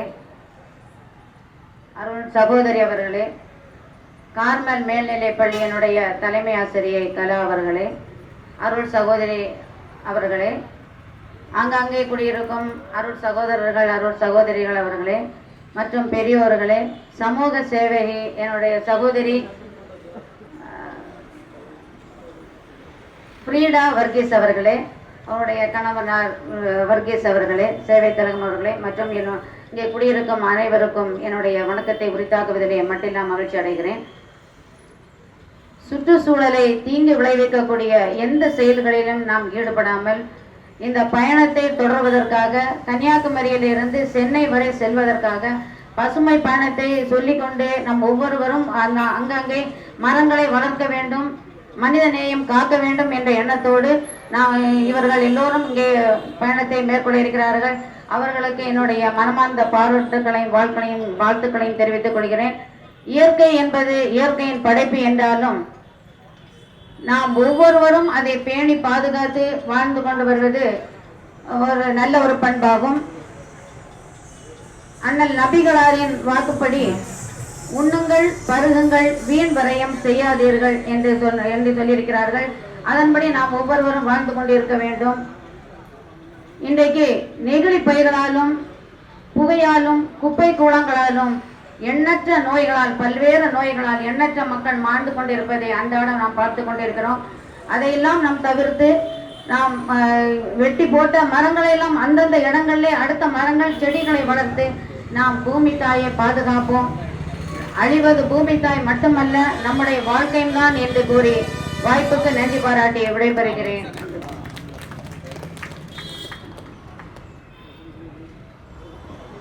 நன்றி. தொடர்ந்து நாகர்கோவில் மாநகராட்சியினுடைய இந்த பசுமையை காப்பதற்காக நிறைய திட்டங்கள், பிளாஸ்டிக் ஒழிப்பில் இருந்து ஏகப்பட்ட திட்டங்களை செயலாற்றி வருகின்றவர்கள் இந்த மண்ணை காப்பதற்காக நிறைய திட்டங்களை தீட்டி செயலாற்றி வருகிறார்கள். ஆங்காங்கே ஆக்கிரமிப்பு செய்திருக்கக்கூடிய குளங்கள், ஆறுகள், கால்வாய்கள் எல்லாம் ஆக்கிரமிப்பு செய்திகளை எல்லாம் மீட்டெடுத்தாச்சு. நிறைய திட்டங்கள். நாம் சரியான தலைவரை கூட்டிருக்கிறோம். இயற்கையை பாதுகாப்போம், இந்த மண்ணை பாதுகாப்போம், இயற்கை அன்னையை காப்பது நம் கடமை என்ற தலைப்பில் உரையாற்ற வருகிறார் மாநகராட்சியினுடைய துணை மேயர் பெருமதிப்பிற்குரிய மேரி பிரின்சிலதா அவர்களை அன்போடு அழைக்கின்றோம். அனைவருக்கும் இனிய மாலை வணக்கம். சிறப்புடன் நடைபெற்றுக் கொண்டிருக்கின்ற இந்த அருமையான நல்ல நிகழ்ச்சியினை கன்னியாகுமரியில் இருந்து நாகர்கோவில் வரை ஒருங்கிணைத்து சிறப்பாக வழிநடத்திய ஒருங்கிணைப்பாளர் அருள்பணி பிரிட்டோ அவர்களே, மற்றும் இந்த நிகழ்ச்சியிலே அருமையான ஒரு முன்னிலை உரை ஆற்றிய தமிழக துறவியர் பேரவையின் தலைவர் அன்பு சகோதரி மரிய பிளோ அவர்களே, எனக்கு முன்னால் நல்லதொரு வாழ்த்துரை வழங்கிய என்னோடு இணைந்து இந்த நாகர்கோவில் மாநகராட்சியில் சிறப்பாக பணியாற்றி கொண்டிருக்கின்ற அன்பு சகோதரி பியாசா காஜிபாபு அவர்களே, மற்றும் இந்த பசுமை பயணத்தில் தன்னையே இணைத்திருக்கும் அருள்பணியாளர் பார்த்தசாரதி அவர்களே, அருள்பணியாளர் எட்வர்ட் சைமன் அவர்களே, ஒவ்வொரு நாளும் எனக்கு ஆக்கமும் ஊக்கமும் தந்து என்னையும் நான் தளவிட்ட போதெல்லாம் தட்டி கொடுத்து என்னையும் வழிநடத்தி கோட்டாறு வட்டாரத்தின் முதன்மை அருள்பணியாளராக சிறப்பாக செயலாற்றி கொண்டிருக்கின்ற அருள்பணி சகாய் ஆனந்த் அவர்களே, மற்றும் எந்த நேரத்திலும் எனக்கும் ஆக்கமும் ஊக்கமும் தந்து கொண்டிருக்கின்ற ஏனைய ஒவ்வொரு அருள் பணியாளர்களுக்கும் அருள் சகோதரிகளுக்கும் இங்கு வருகை தந்து சிறப்பு செய்து கொண்டிருக்கின்ற ஒவ்வொரு அருள் சகோதரிகளுக்கும் மற்றும் சகோதரர்கள் ஒவ்வொருவருக்கும் என்னுடைய வாழ்த்துக்களையும் வணக்கத்தினையும் தெரிவித்துக் கொள்கின்றேன். உண்மையிலே இன்னைக்கு ஒரு புரட்சிகரமான ஒரு விஷயம்தான். இத்தனை மாணவர்களை இன்னைக்கு ஒருங்கிணைத்து கன்னியாகுமரியில் இருந்து இங்கு வரை ஒரு சைக்கிள் பயணத்தை நடத்தியிருக்கிறார்கள் என்றால் மகிழ்ச்சியாக இருக்கின்றது. அதிலே கலந்து சிறப்பித்த ஒவ்வொரு மாணவர்களையும் மனதார பாராட்டுகின்றேன், வாழ்த்துகின்றேன். ஏனென்றால் இன்றைக்கு இருக்கக்கூடிய கால சூழல் இனி பார்த்தீங்கன்னா தெரியும், நான் என்ற ஒரு அகங்காரத்தில் நான் நினைப்பதை நான் செய்வதை நடத்த வேண்டும் என்ற ஒரு நோக்கில் தான் ஒவ்வொருவரும் வாழ்ந்து கொண்டிருக்கின்றோம். ஆனால் இந்த மாணவர்களை இத்தனை விதமாக உருவாக்கிய நம்முடைய அருள் தந்தையை நினைக்கின்ற போது உண்மையிலே மகிழ்ச்சியாக இருக்கின்றது. பிறந்தேன், வளர்ந்தேன், வாழ்ந்தேன், இறந்தேன் என்று இல்லாமல் நான் பிறந்தேன், வாழ்ந்தேன், சாதித்தேன் என்று பல்வேறு வகைகளில் இந்த அருள்பணி மூலமாகவும் கல்வி பணியிலும் இந்த சமூகத்தின் முன்னேற்றத்திற்காக பாடுபட்டு கொண்டிருக்கிறார்கள். இளைய சமுதாயத்திற்கு நாம் என்ன சொல்கிறோம்? இந்த நிகழ்ச்சிகளை எல்லாம் பார்க்கின்ற போது ஒரு நிகழ்வானது எனக்கு ஞாபகத்திற்கு வருகின்றது. கனடா நாட்டை சார்ந்த எட்வர்ட் என்ற ஒரு ஓவிய ஆசிரியர் அவருடைய ஓய்வு நேரங்களிலெல்லாம் எப்போதுமே ஓவியங்களை வரைந்து அவர் எப்போதும் மகிழ்ச்சியாகவே வாழ்ந்து கொண்டிருந்தாராம். அவர் 75 வயதை அடைந்த நேரத்தில் அவர் எப்பவுமே ஒரு கவலையாம், என்னுடைய பேர குழந்தைகளுக்கு நான் எதை விட்டு செல்கிறேன் என்று. என்னுடைய குழந்தைகள் பேர குழந்தைகள் வந்து என்னிடத்தில் கேட்கின்ற போது, தாத்தா எனக்கு நீங்கள் என்ன செய்து வைத்திருக்கிறீர்கள் என்று கேட்டால் நான் என்ன சொல்வேன் என்று அவருக்கு ஒரு வருத்தமானது இருந்ததாம். ஏனென்றால் அவர் அந்த கேள்விக்கான ஒரு வருத்தத்திற்கான ஒரு பதிவை அவர் என்ன பதிவு விட்டார் என்றால், இன்றைக்கு பூமி தாயை ஒவ்வொரு நாளும் நாம் கொலை செய்து கொண்டிருக்கின்றோம். 5000 ஆண்டுகளுக்கு முன்பால் இருந்த பசுமையானது நாட்கள் கடந்து செல்ல செல்ல என்று அழித்து கொண்டிருக்கின்றோம். இன்னும் 50 ஆண்டுகள் கடந்தால் இந்த சமூகத்தில் இருக்கக்கூடிய நம்முடைய குழந்தைகளுக்கு நாம் எதை விட்டு செல்கின்றோம் என்ற ஒரு கேள்விக்குறியானதை அவர் அடுக்கடுக்காக வைக்கின்றார். உண்மையிலே சற்று சிந்திக்க வேண்டும். நாம் வாழ்ந்த காலத்தை 45-50 ஆண்டுகளுக்கு முன்னோக்கி பார்த்தோம் என்றால் நீர்நிலைகள் எல்லாம் அழகாக இருந்தது. அதிகாலையிலே எழுந்து நம்ம எல்லாம் குளத்திலே ஆற்றிலே போய் நீச்சல் அடித்து குளித்தால் தான் அன்று நமக்கு ஒரு புத்துணர்வானது இருக்கும் என்ற ஒரு வாழ்க்கையை நாம் வாழ்ந்தோம். இன்று நம்முடைய குழந்தைகளை எல்லாம் நாம் எப்படி வளர்க்கிறோம்? நம்முடைய குழந்தைகளுக்கு எதை நாம் கற்றுக் கொடுக்கின்றோம்? இன்னும் மரங்களை, இருக்கக்கூடிய மரங்களையும் காடுகளையும் நாம் பாதுகாக்க வேண்டும். அது ஒரு தனிநபரால் மட்டும் முடியாது. அருள் சகோதரி அவர்கள் பேசுகின்ற போது சொன்னார்கள், நாம் அனைவரும் ஒன்றிணைந்தால் மட்டும்தான் முடியும். அதற்காக நாம் ஒவ்வொருவரும் முன்னெடுக்க வேண்டும். நம்முடைய வேறுபாடு இருந்தாலும் களைந்து இருக்கக்கூடிய இயற்கை வளங்களை காப்பாற்றக்கூடிய வகையில் நாம் இருக்க வேண்டும்.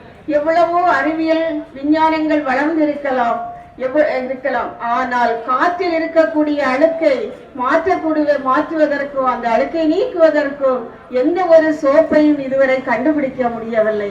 அந்த அழுக்கை நீக்க வேண்டும் என்றால் மரங்களாலும் செடிகளாலும் மட்டுமே தான் முடியும் என்பதையும் நாம் உணர வேண்டும்.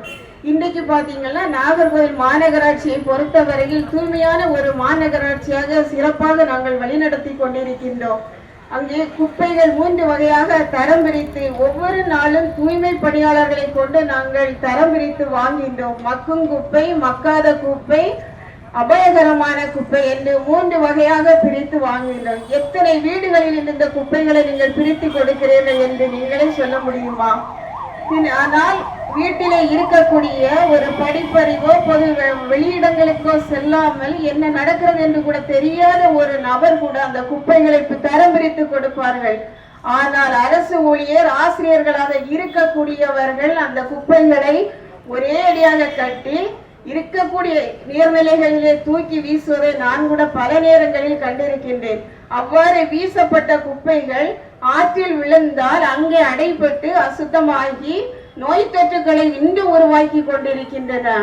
அது இல்லாமல் இந்த தெரு ஓரங்களிலே அந்த ஆற்றன் கரையிலே போடக்கூடிய அந்த வேஸ்டுகள் எல்லாம் அங்கேயே இருக்கக்கூடிய விலங்குகளாக இருக்கட்டும், பறவைகளாக இருக்கட்டும், அனைத்தையும் அந்த இடத்திலேயே விரிசி போட்டு அந்த இடத்தையே துர்நாற்றம் வீசக்கூடிய அளவில் இன்னைக்கு போய் கொண்டிருக்கின்றோம்.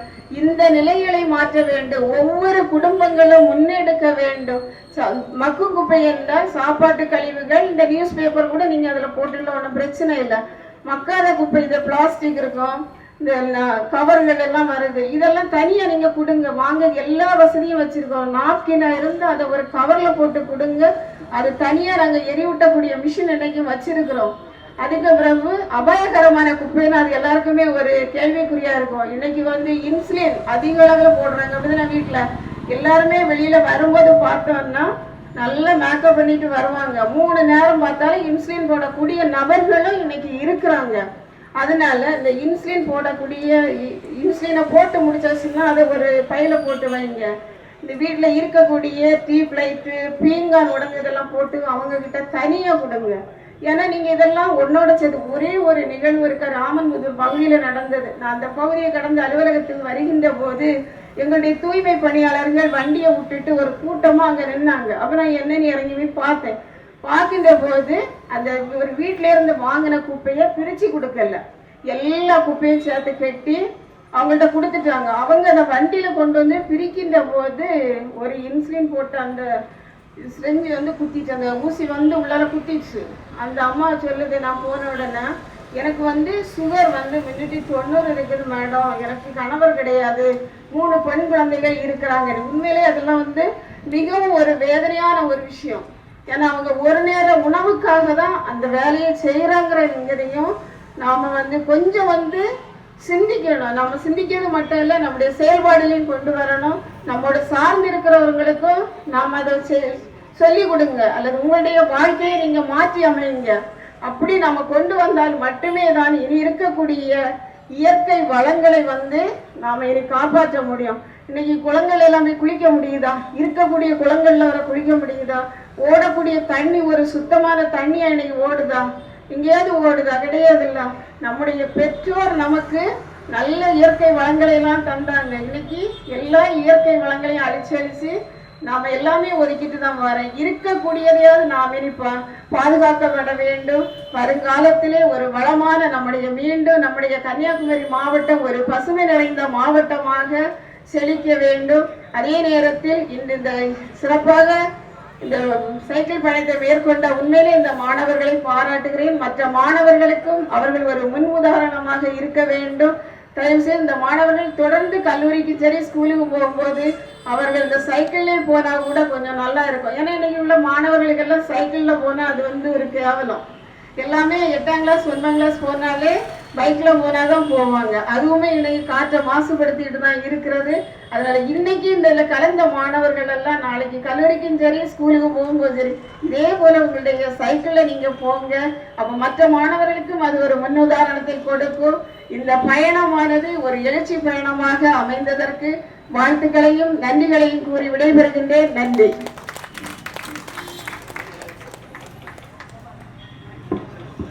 மிக அருமையான உரை. இயற்கையை காப்பதற்கு மாநகராட்சி சார்பில் எடுத்திருக்கின்ற நடவடிக்கைகளையும் யதார்த்தமாக பதிவு செய்த துணை மேயர் அவர்களுக்கு நன்றிகளும் வாழ்த்துக்களும்.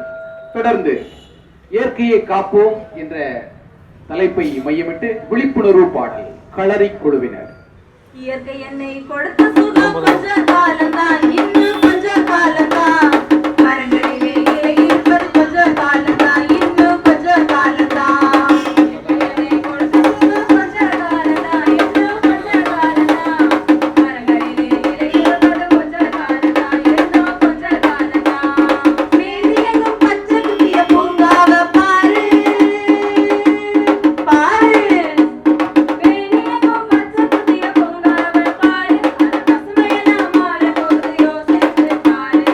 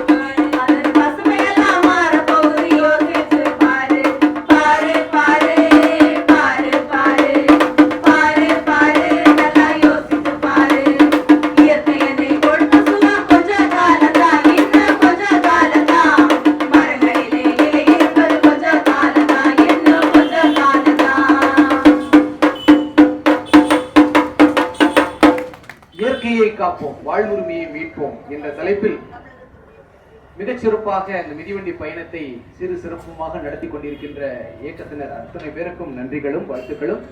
தொடர்ந்து பசுமை பயண இயக்கமாவோம் என்ற அருமையான தலைப்பில் உரையாற்ற வருகிறார் கோட்டார் மறைமாவட்ட இளைஞர் பணிக்குழு ஒருங்கிணைப்பாளர் பெருமதிப்பிற்குரிய அருட்பணியாளர் சைமன் அவர்களை அன்போடு அழைக்கின்றோம். அனைவருக்கும் வணக்கம். மாலத்தீவு நாடு கேள்விப்பட்டிருக்கீங்களா? மாலத்தீவு நாடு கேள்விப்பட்டிருக்கீங்களா? அந்த மாலத்தீவு நாடு இன்னும் 7 ஆண்டுகளுக்குள் இருக்காது. இந்த மாலத்தீவு நாடு இன்னும் 7 ஆண்டுகளுக்குள் இருக்காது. அந்த நாடு காலி பண்ணி வேற ஊருக்கு போறான். ஏன்னா மாலத்தீவு நாடு கடல் மட்டத்திலிருந்து 1 சென்டிமீட்டர் மட்டும்தான் மேல இருக்கு, 1 மீட்டர் உயரத்துல இருக்கு. இன்னும் 7 வருஷத்துல கடல் அந்த நாடு மொத்தமாக காவாங்க போகிறது.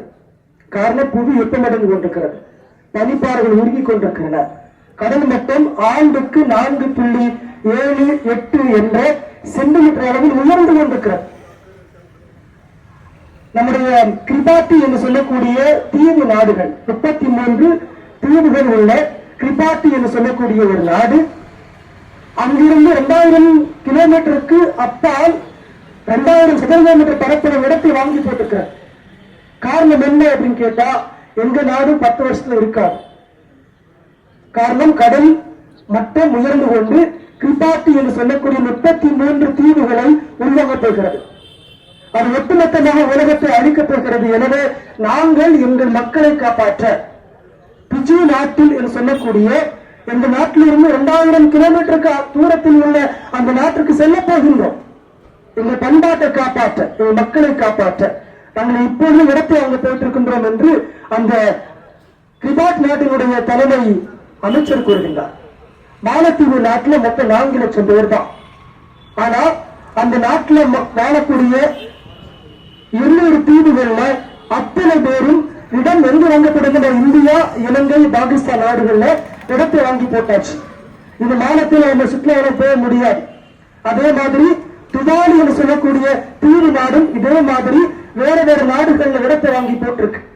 இன்னும் 10 வருஷத்துல இந்த புவியினுடைய வெப்பநிலையை கட்டுப்படுத்தவே முடியாது என்று கூறப்பட்டிருக்கிறது.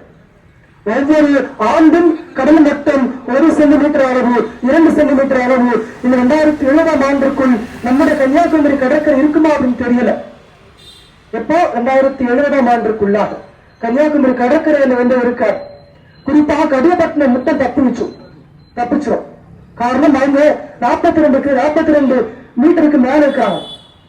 மற்ற கடற்கரை நகரங்கள் எல்லாமே 5, 10, 15 மீட்டருக்கு மேல மட்டும் இருக்கிறாங்க. 2070ஆம் ஆண்டிற்கு உள்ளாக கன்னியாகுமரி கடற்கரையில் உள்ள ஏறக்குறைய 25க்கும் மேற்பட்ட ஊர்கள் காலி செய்ய வேண்டிய நேரிடும். கடல் ஒட்டுமொத்தமாக உள்வாங்க. நீங்க போட்டிருக்கக்கூடிய ஆர்டர், மொத்தம் order, Kanyakumari order, Colachel order, Thiruvapattinam ஆர்டர்லாம் சுக்குநூறா போகும். கடல் அலையினுடைய உயரமும் கடல் கட்டத்தினுடைய உயரமும் நம்ம எல்லாவற்றையும் நம்முடைய வளர்ச்சி பகுதியில் ஒட்டுமொத்தமாக எடுக்கப்படுகிறது. காரணம் புவியினுடைய வெப்பநிலை உயர்ந்து கொண்டிருக்கிறது. நம்ம என்ன கேட்கிறோம்? கன்னியாகுமரி மாவட்டத்திலே புற்றுநோய் வேண்டாம் என்று கேட்கிறோம். நீங்க என்ன பண்றீங்க? எங்களுக்கு அணுக்கரிம சுரங்கத்துக்கு வேணும் அப்படின்னு சொல்றீங்க. ஆழ்கடல் ஹைட்ரோ கார்பன் வாயு திட்டம் வேண்டாம் என்று சொல்லுகின்றோம். கடலை அழுக்காதீங்க என்று சொல்லுகின்றோம். ஆனா திரும்ப என்ன செய்யறீங்க? ஆழ்கடல் உங்களுக்கு வேணும், உங்களை என்ன எரிவாயு தோன்றுவேன் என்று சொல்லுகிறீர்கள். தூய காற்றுக்காக நம்ம பாடுபட்டுக் கொண்டிருக்கிறோம். நீங்க என்ன பண்றீங்க? 2021ஆம் ஆண்டு மட்டும் அசுத்தமடைந்த காற்றினால் 81 லட்சம் மக்கள் இறந்து போயிருக்கிறார்கள். எப்போ? 2021ஆம் ஆண்டுல மட்டும். தூய காற்றுக்கு வழி இல்லை, தூய நீருக்கு வழி இல்லை, தூய இருப்பிடத்திற்கு வழி இல்லை, கடற்கரைக்கு வழி இல்லை. ஒவ்வொரு வினாடியும் 22 கால்பந்து மைதானங்கள் அளவிற்கு காடுகள் அழிக்கப்பட்டுக் கொண்டிருக்கின்றன. ஒரு வினாடிக்கு 22 கால்பந்து மைதானங்கள். அப்படின்னா யோசித்து பாருங்க, எத்தனை லட்சம் கார்கள் அழிக்கப்பட்டுக் கொண்டிருக்கின்றன ஒவ்வொரு வினாடி. ஒரு வினாடியில் கடலில் இருந்து 3 பங்கு கால்பந்து மைதானம் அளவிற்கு உயிரினங்கள் அழிக்கப்பட்டுக் கொண்டிருக்கின்றன சொல்கிறார்கள். கடல்ல எத்தனை வகையான பல்லுயிர் பெருக்கம் குறைந்து கொண்டிருக்கிறது. நீங்க பாத்தீங்கன்னா டிவியில பாத்திருக்கீங்க இல்லையா, எத்தனை திமிங்கலங்கள் கரை ஒதுங்கின செய்தி பார்த்திருக்கீங்க இல்லையா, எத்தனை திமிங்கலங்கள் செத்து கரை ஒதுங்கி கொண்டிருக்கின்றன. நம்முடைய மீன்பிடி முறையும் அந்நிய கடற்படையினுடைய அட்டூழியமும் நம்முடைய கடற்கரையை நாசப்படுத்திக் கொண்டிருக்கிறது. நம்ம என்ன பேசிக் கொண்டிருக்கிறோம்? தூய காற்று கொடுங்க. நீங்க என்ன பேசுறீங்க? 5G தாரோம் அப்படின்னு சொல்றீங்க. நாங்க என்ன பண்றோம்? புற்றுநோய் இல்லா கன்னியாகுமரி அப்படின்னு பேசிக் கொண்டிருக்கோம். நீங்க என்ன சொல்றீங்க? இல்ல, அந்த கடற்பரப்பை தோண்டி அடுக்கடங்களை இருக்க போகிறீர்கள். தூய்மையான வாழ்க்கை முறைக்கு வித்திராத வளர்ச்சி அவர்கள் இருக்கின்றோம். யோசித்து பாருங்க. நாங்கள் எங்கள் தலைமுறைக்கு புதிய சமூகத்தை விட்டு படைக்க வேண்டும் என்று சொல்கின்றோம். ஆக்சிஜனை கொடுக்கக்கூடிய கடலை விட்டு வேண்டும் என்று சொல்கின்றோம். 2 ஆக்சிஜன் என்ன நீங்க சுவாசிக்கிறீங்கல்ல, 2 ஆக்சிஜன். அதுல 1 ஆக்சிஜன் எங்கிருந்து வருது? 2 ஆக்சிஜன் சுவாசிக்கிறீங்க இல்லையா? 1 ஆக்சிஜன் எங்கிருந்து வருது? கடல்ல இருந்து வருது. 50 விழுக்காடு ஆக்சிஜன் கடல்ல இருந்து வருது. கடலை அழிச்சிட்டு எங்க போய் போறோம்? ஒரு ஆக்சிஜன் இல்லாம சாகுறதுக்கா? நம்முடைய 10 வருஷத்துக்கு பிறகு நம்முடைய ஸ்கூல் படிக்கக்கூடிய பிள்ளைங்க ஸ்கூல்ல உட்கார முடியாது. காரணம் வெயில், வெப்பச்சலனம். இந்தியாவில் வெப்பச்சலனம், அரபிக்கடல்ல பெரும் புயல், கலிபோர்னியாவில் காட்டுத்தீ, ஐரோப்பாவில பெரும் வெள்ளம், தென் அமெரிக்காவில வறட்சி, இந்திய பெருநில வெப்ப தொட்டியாக மாறிக்கொண்டிருக்கக்கூடிய இந்த வளர்ச்சி அவங்க இருக்கின்றோம். நீங்கள் முழுக்க ஒட்டுமொத்த யோசித்துக் கொண்டிருக்கிறீர்கள். காப்பீட்டினுடைய முதலாளிகளுடைய லாப வேட்டைக்காக இந்தியாவினுடைய ஒட்டுமொத்த வளங்களையும் சுரண்டி கொண்டிருக்கிறீர்கள். நாங்கள் என்ன கேட்கிறோம்? நல்ல இளநீ, நல்ல மோர், நல்ல பழச்சாறு. நீங்கள் எதை எப்படி கொண்டிருக்கிறீர்கள்? Pepsi, Coke, Mirinda, 7up. 1 litre Pepsi செய்வதற்கு நீங்க 7 லிட்டர் தூய குடிநீரை மாசுபடுத்த வேண்டியிருக்கிறது. ஒரு கார் செய்வதற்கு 40 லட்சம் தண்ணீர் தேவைப்படுகிறது. ஒரு கார் செய்வதற்கு. அப்ப நம்ம ஊர்களில் எத்தனை கார் இருக்கிறது, எத்தனை வகையான வளங்கள் சூறாடப்பட்டுக் கொண்டிருக்கிறது என்று யோசித்து பாருங்க. நல்ல காற்று, நல்ல குடிநீர், நல்ல கடல், நல்ல கடற்கரை, நல்ல மலைகள், நல்ல இருப்பிடங்கள், நல்ல காடுகளை நாங்கள் வேண்டும் என்று கேட்கிறோம். நீங்கள் எல்லாவற்றையும் அழித்து நிலக்கரி அணுகும் நிலையங்கள், அணுமின் நிலையங்கள், பாக்சைட் நிலையங்கள் என்று ஒட்டுமொத்தமாக கடலையும் காடுகளையும் மலைகளையும் சூறையாடி கொண்டிருக்கிறீர்கள். நாங்கள் வெளியே வந்து வரப்போகின்றோம். 10 வருஷத்துக்கு பிறகு நாங்கள் வெளியே வந்து காத்து கிடப்போம். நம்முடைய பிள்ளைகள் வந்து பேக்ல ஆக்சிஜனை சுமந்து கொண்டு போவார்கள். இந்த பெட்ரோல் பங்க் இருக்குல்லையா, பெட்ரோல் பங்க் இது இருக்குல்லையா, அடுத்த 5 வருஷத்துல பெட்ரோல் பங்க் என்ன இருக்கும்? ஆக்சிஜன் நிலையம் இருக்கும். நம்ம போய் அங்க போய் 10 நிமிஷம் உட்கார்ந்து ஆக்சிஜனை பேக்ல வாங்கி கொண்டு போயிட்டு ஸ்கூல்ல வீடுகள்ல போய் ஒரு 10 நாட்கள் வாழலாம். இப்படித்தான் நம்முடைய நிலைமை இருக்க போகிறது. 2050ஆம் ஆண்டுக்குள் நாம் இந்த பூமியின் வெப்பநிலையை 1.5 செல்சியஸுக்குள் கட்டுப்படுத்தவில்லை என்றால் மனிதர்களும் பேரழிவை நோக்கி நகரும். நாம் 6வது பேரழிவு இருக்கின்றோம். 5 பேரழிவு இயக்கம் நிகழ்ந்து விட்டது. 6வது பேரழிவு நாம் நிகழ்ந்து கொண்டிருக்கிறோம். பனிப்பாறை உருகி கொண்டிருக்கிறது. இமயமலை திபெத்திய பீடபூமியிலே பனிப்பாறை உருகினால் நமக்கு தென்மேற்கு பருவமழை கிடையாது, வடகிழக்கு பருவமழை கிடையாது. அப்படி பருவமழை தவறினால் உற்பத்தி இருக்காது. உற்பத்தி இல்லை என்றால் அரிசி சாப்பிட முடியாது. அரிசி இல்லை என்றால் விவசாயிகளும் மீனவர்களும் ஒட்டுமொத்தமாக வெளியேற வேண்டிய சூழ்நிலை உருவாகும். அப்ப யோசித்துப்பாரு எந்த அளவுக்கு நாம் சீரியஸா இருக்கோம் என்று யோசித்துப்பாரு. நம்ம சரியான விழிப்புணர்வோடு பயணித்தோம் என்றால் ஒட்டுமொத்த வளர்ச்சியும் நாம் கேள்விக்குள்ளாக்க நேரிடும். கடலுக்காக, இந்த மண்ணுக்காக, இந்த மலைகளுக்காக, இந்த சமவெளி மக்களுக்காக, விவசாய நிலங்களுக்காக நாம் போராட வேண்டியிருக்கிறது. நெடுஞ்சாலைகளுக்கு தேவை கிடையாது. நெடுஞ்சாலை யாருக்கானது? நெடுஞ்சாலை யாருக்கானது? காப்பீட்டு முதலாளிகளுக்கானது, சரக்குகளை கொண்டு செல்வதற்கானது. எங்களுக்கு தேவை நல்ல சாலை, அவ்வளவுதான். பெரிய பெரிய சாலைகள் வேண்டாம், பெரிய பெரிய மேம்பாலங்கள் வேண்டாம், பெரிய பெரிய கட்டுமானங்கள் எங்களுக்கு வேண்டாம். எங்களுக்கு வேண்டியது கிராம தன்னறிவு பொருளாதாரம், எங்களோடு சேர்ந்த வளர்ச்சி. காப்பீடு சம்பந்தமான வளர்ச்சி அல்ல, பணக்காரர்களுடைய வளர்ச்சி அல்ல. எங்களுக்கு வேண்டிய மக்கள் மைய வளர்ச்சி. கிராமத்தினுடைய தன்னறிவை பொறுத்தினால் இந்தியாவின் வளர்ச்சி தீர்மானிக்கப்படும். என்னை யோசித்து பார்ப்போம். நாம் எந்த வளர்ச்சிகளுக்கு நகர்ந்து கொண்டிருக்கிறோம்? இன்னும் சொல்ல போனால் இன்னும் 10 வருஷத்துல அரபிக்கடல்லையோ வங்காள விரிவக்கடல்லையோ மீனவர்கள் மீன்பிடிக்க போக முடியாது. என்ன காரணம் தெரியுமா? என்ன காரணம் தெரியுமா? வள்ளத்துல போனா, படகுல போனா, கட்டுமரத்துல போனா வெப்ப அலையாளம் என்ற மீனவர் செத்து மிதப்பாக. அந்த அளவுக்கு வெப்பம் உயரப் போகிறது. 1.5 செல்சியஸ் என்ற சாதாரண வெப்பம் அல்ல. இப்பொழுது 1.3 செல்சியஸ் இருக்கிறது. 2050ஆம் ஆண்டுக்குள் நாம் நிலக்கரி அணு நிலையங்களை மூடவில்லை என்றால், கூடங்குளம் அணு நிலையத்தை மூடவில்லை என்றால், ஹைட்ரோ கார்பன் கிளைகளை மூடவில்லை என்றால் நம்முடைய வெப்பங்களை கட்டுப்படுத்தவே முடியாது. ஒவ்வொரு முறையும் சாலையை பயணிக்கின்ற ஒரு பெண் குழந்தை செத்து இறக்க நேரில் வருது. இது என்ன மாதிரி உலகத்தில் வாழ்ந்து கொண்டிருக்கிறோம் என்று யோசிக்க தோன்றும். நீங்க யோசித்து பாருங்க, ஒரு கப்பலை பண்ணி யோசித்து பாருங்க. ஒரு குழந்தை சாலையில போகுது, திடீரென மயக்கம் போட்டு இறந்து போச்சுன்னா என்ன ஆகும்? காரணம் என்ன? வெயில், வெப்பம், வெப்பச்சலனம்.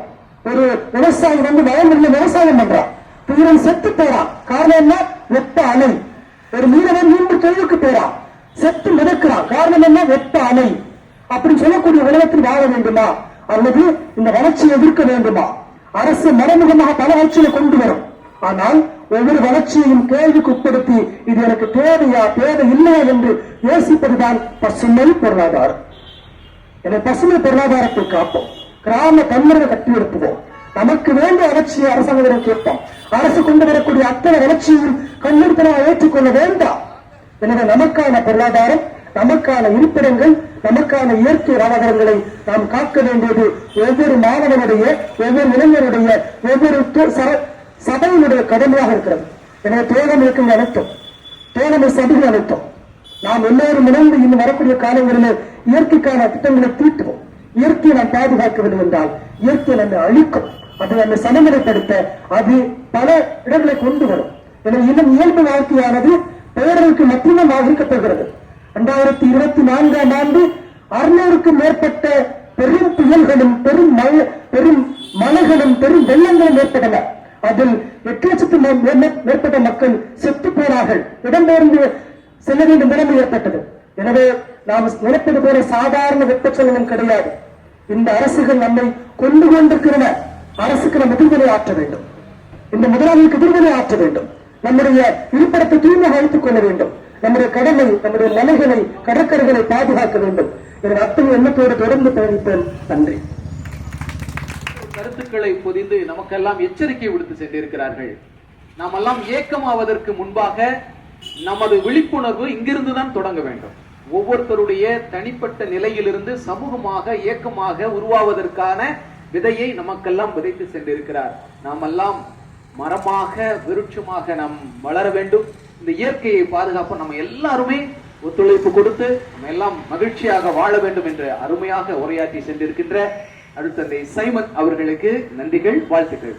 இப்பொழுது தமிழ்நாடு துறவியர் பேரவை சார்பாக சிறப்பு விருந்தினர்களுக்கு நினைவு பரிசு வழங்கும் அருமையான தருணம். நினைவு பரிசினை வழங்கிட அருட்சகோதரி மரிய பிலோ அவர்களை அன்போடு அழைக்கின்றோம். முதலாவதாக நமது பாசமிகு துணை மேயர் திருமதி மேரி பிரின்சிலதா அவர்களுக்கு பசுமை பொன்னாடை போர்த்தி புத்தகத்தை பரிசாக வழங்குகிறார்கள். கரவொலி எழுப்பி நாம் மகிழ்ச்சியை தெரிவிப்போம். அதைத் தொடர்ந்து திருமதி பியாசா ஹாஜி பாபு அவர்களுக்கு பசுமை பொன்னாடையும் புத்தகமும் வழங்கி சிறப்பிக்கிறார்கள். உற்சாகப்படுத்தி மகிழ்வோம். நன்றி.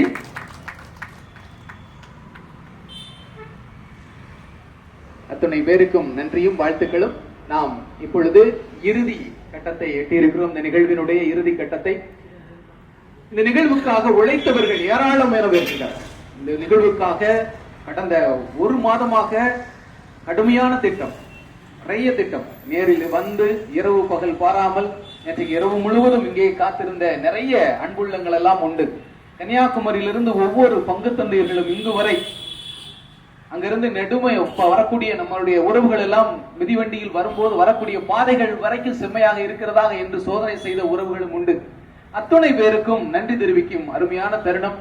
முதலாவதாக இந்நிகழ்வை சீரும் சிறப்புமாக நடத்துவதற்கு திட்டம் தீட்டி இன்றைக்கு சிறப்பாக தொடங்கி வெற்றிகரமாக நடைபெற்றுக் கொண்டிருக்கின்ற இந்த நிகழ்விற்கு தமிழ்நாடு துறவியர் பேரவையினுடைய தலைவர் பெருமதிப்புக்குரிய அருட்சகோதரி மரிய பிலோ அவர்களுக்கு மனமார்ந்த நன்றிகள், வாழ்த்துக்கள், பாராட்டுகள்.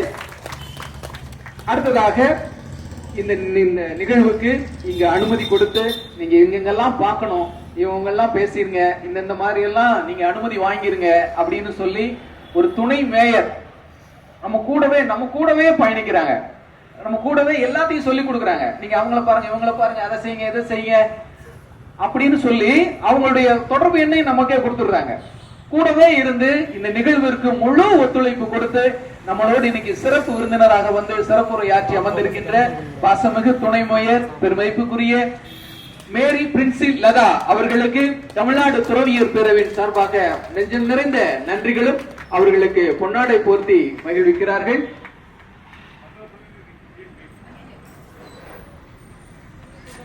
நன்றி.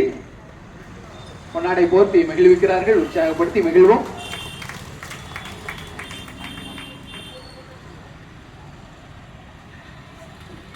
அடுத்தபடியாக இந்த நகர்மன்ற மாநகராட்சி நகர்மன்ற உறுப்பினர் பெருமைக்குரிய பியாசா ஹாஜி பாபு அவர்களும் இதே போல அவர்களும் அவர்களுடைய கணவர் பாபு சார் இவங்க எல்லாம் பாத்தீங்கன்னா இந்த நிகழ்விற்கு நம்மளோடு கூடவே இருந்து ஒத்துழைப்பு கொடுத்த சிறப்பு விருந்தினர்கள். அவர்களுக்கு இந்த தமிழ்நாடு துறவியர் பேரவையின் சார்பாக தமிழ்நாடு ஐக்கிய அமைப்பின் சார்பாக நெஞ்சம் நிறைந்த நன்றிகள். அவர்கள் இல்லை என்றால் இந்த நிகழ்வு கண்டிப்பாக இல்லை என்றே சொல்ல வேண்டும். அவ்வளவு ஒத்துழைப்பு கொடுத்தார்கள். இந்த மாநகராட்சி சார்பில் நமக்கு 100% 200% ஒத்துழைப்பு கொடுத்தார்கள். அவர்களுக்கு எங்களது தமிழ்நாடு துறவியர் பேரவை சார்பாக தமிழ்நாடு ஐக்கிய அமைப்பின் சார்பாக நெஞ்சம் நிறைந்த நன்றிகள். தொடர்ந்து நமக்காக ஒத்துழைப்பு கொடுத்த அருள் தந்தைகள் ஏராளமானவர் இருக்கிறார்கள். அவர்களுடைய பெயர்களை எல்லாம் சொல்லி மகிழ்விக்கிறோம். அருள் தந்தை சகாய ஆனந்த் கோட்டார் வட்டார அதிபர் அவர்கள், அருள் தந்தை ராஜன் ஆரோபாய் மொழி வட்டார அதிபர், அருள் தந்தை எட்மன் பணிக்குழுக்களின் ஒருங்கிணைப்பாளர், அருள் தந்தை சைமன் இளைஞர் பணிக்குழுக்களின் ஒருங்கிணைப்பாளர், அருள் தந்தை பெலிக்ஸ் களரி குழுவினுடைய தலைவர், அருள் தந்தை டன்ஸ்டன் சிபிடி அமைப்பினுடைய தலைவர் மற்றும் தமிழ்நாடு துறவியர் பேரவையினுடைய நிர்வாக குழு மற்றும் உறுப்பினர்கள் அத்துணை பேரும், கோட்டாறு குழுத்துறை மறைமாவட்ட சிஆர்ஐ நிர்வாக குழு உறுப்பினர்கள் அத்துணை பேருக்கும் நன்றிகளும் வாழ்த்துக்களும். உற்சாகமாக எல்லாரும் கரவொலி எழுப்பி உற்சாகப்படுத்துவோம். அருள் தந்தை நித்திய சகாயம் அவர்களுக்கு எங்களது நெஞ்சம் நிறைந்த நன்றிகளை தெரிவித்துக் கொள்கின்றோம். இந்த நிகழ்வு பாருங்க, இயற்கையை காப்பதற்கு இவர்களுக்கு என்ன வந்திருக்கிறது, இயற்கையை காப்பதற்கு துறவிகளுக்கு என்ன வந்திருக்கிறது, ஐக்கிய அமைப்புக்கு என்ன வந்திருக்கிறது, நமக்கெல்லாம் கற்றுக் கொடுக்கிறார்கள். நீங்கள் இதை செய்யுங்கள், கண்டிப்பாக மிகப்பெரிய ஒரு மாற்றம் நிகழும். சைமன் அழகா சொன்னாங்க, எதிர்காலத்துல காத்து வாங்குறதுக்கு நம்ம பெட்ரோல் பல்க்ல போய் நிற்க வேண்டிய சூழல் வரலாம். அதெல்லாம் தடுப்பதற்காக, எதிர்கால திட்டத்திற்காக, நம்ம எல்லாம் உற்சாகப்படுத்துவதற்காக மட்டுமல்ல, வாழ்வதற்காக, நமக்கெல்லாம் ஒரு வழியை காட்டுவதற்காக இந்த சிறப்பான அமைப்பு முன்னெடுத்திருக்கிறது. அதற்காக நம்ம எல்லாம் அவர்களுக்கு கரவொலி எழுப்பி உற்சாகப்படுத்த வேண்டும். கன்னியாகுமரி மாவட்ட பொதுமக்கள் சார்பாக கன்னியாகுமரியிலிருந்து அங்க இருந்து ஏகப்பட்ட உற்சாக வரவேற்பு. இந்த மிதிவண்டி பயணத்தில் வந்தவர்கள் எல்லாம் சொன்னாங்க, அவங்க எல்லாம் நம்ம மாவட்டத்துக்காரங்க கிடையாது. அவர்கள் எல்லாம் சொன்னாங்க, நாங்க எத்தனையோ இடத்துல போயிருக்கிறோம், எத்தனையோ விழிப்புணர்வு நிகழ்ச்சிக்கெல்லாம் போயிருக்கிறோம். கன்னியாகுமரி மாவட்டத்துல ஆச்சரியமா இருக்கு, தெருவுக்கு தெருவு இருந்து இவ்வளவு பேர் உற்சாகமா கண்டுகளிக்க வர்றது வேற இல்ல, அவங்க நமக்கெல்லாம் ஏதாவது பச்சை தண்ணி கூட கொடுக்குறாங்க, ஹாய் சொல்றாங்க, பாய் சொல்றாங்க, சந்தோஷம். ஒரு நோட்டீஸ் கொடுக்குறாரு, என்னன்னு பாக்குறாங்க, பரவாயில்லையே அப்படின்னு சொல்லி நம்மளை உற்சாகப்படுத்துறாங்க. இந்த கன்னியாகுமரி மாவட்ட மக்கள் இயற்கையோடு இணைந்தவர்கள். குறிஞ்சி முல்லை மருதம் நெய்தல் 4 நிலத்துக்கு சொந்தக்காரர்கள். இந்த 4 நிலத்தில் வாழக்கூடிய மக்கள், இங்க இயற்கையோடு பயணிக்கக்கூடியவர்கள். இவர்கள் எல்லாம் இந்த இயற்கையை நேசிக்கக்கூடியவர்கள். நாம் இயற்கையை பாதுகாப்போம் அப்படின்னு சொல்லக்கூடிய ஒரு தலைப்புல நாம் இன்னைக்கு இந்த பயணத்தை மேற்கொண்டிருக்கிறோம். உற்சாகமாக கன்னியாகுமரியிலிருந்து நீங்க பாத்தீங்கன்னா ஏகப்பட்ட ஊர்களில் இருந்து, பள்ளம் முட்டம் இப்படி ஏகப்பட்ட எல்லா ஊர்களிலும் சொல்ல முடியாத அளவுக்கு எல்லா ஊர்களிலும் ஒருத்தராக வந்திருக்கிறாங்க. எல்லா பங்கு தந்தையர்களுக்கும், அந்த பங்கு இறை மக்களுக்கும், பிற சமூக மக்கள் எல்லா சமூகத்திலிருந்து வந்திருக்கிறார்கள். சூழலியல் இயக்கங்கள் வந்திருக்கிறாங்க. அவங்கள யாருனே தெரியல, நாங்களும் வாரோம் அப்படின்னு சொல்லி நமக்காக உற்சாகப்படுத்திருக்கிறார்கள்.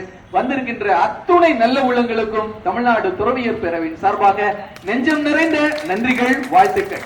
அதுக்கப்புறம் முக்கியமா காவல்துறையினர், நம்ம எப்படி இரவு பகல் பாராம வேலை பார்த்தோமோ அதே போல இந்த நிகழ்விற்காக காவல்துறையினர் நம்ம கூடவே இருந்து ஒத்துழைப்பு கொடுத்திருக்கிறார்கள். அவர்கள் அத்துணை பேருக்கும் தமிழ்நாடு துறவியின் பேரவை சார்பாக தமிழ்நாடு காவல்துறைக்கு நெஞ்சம் நிறைந்த நன்றிகள், வாழ்த்துக்கள்.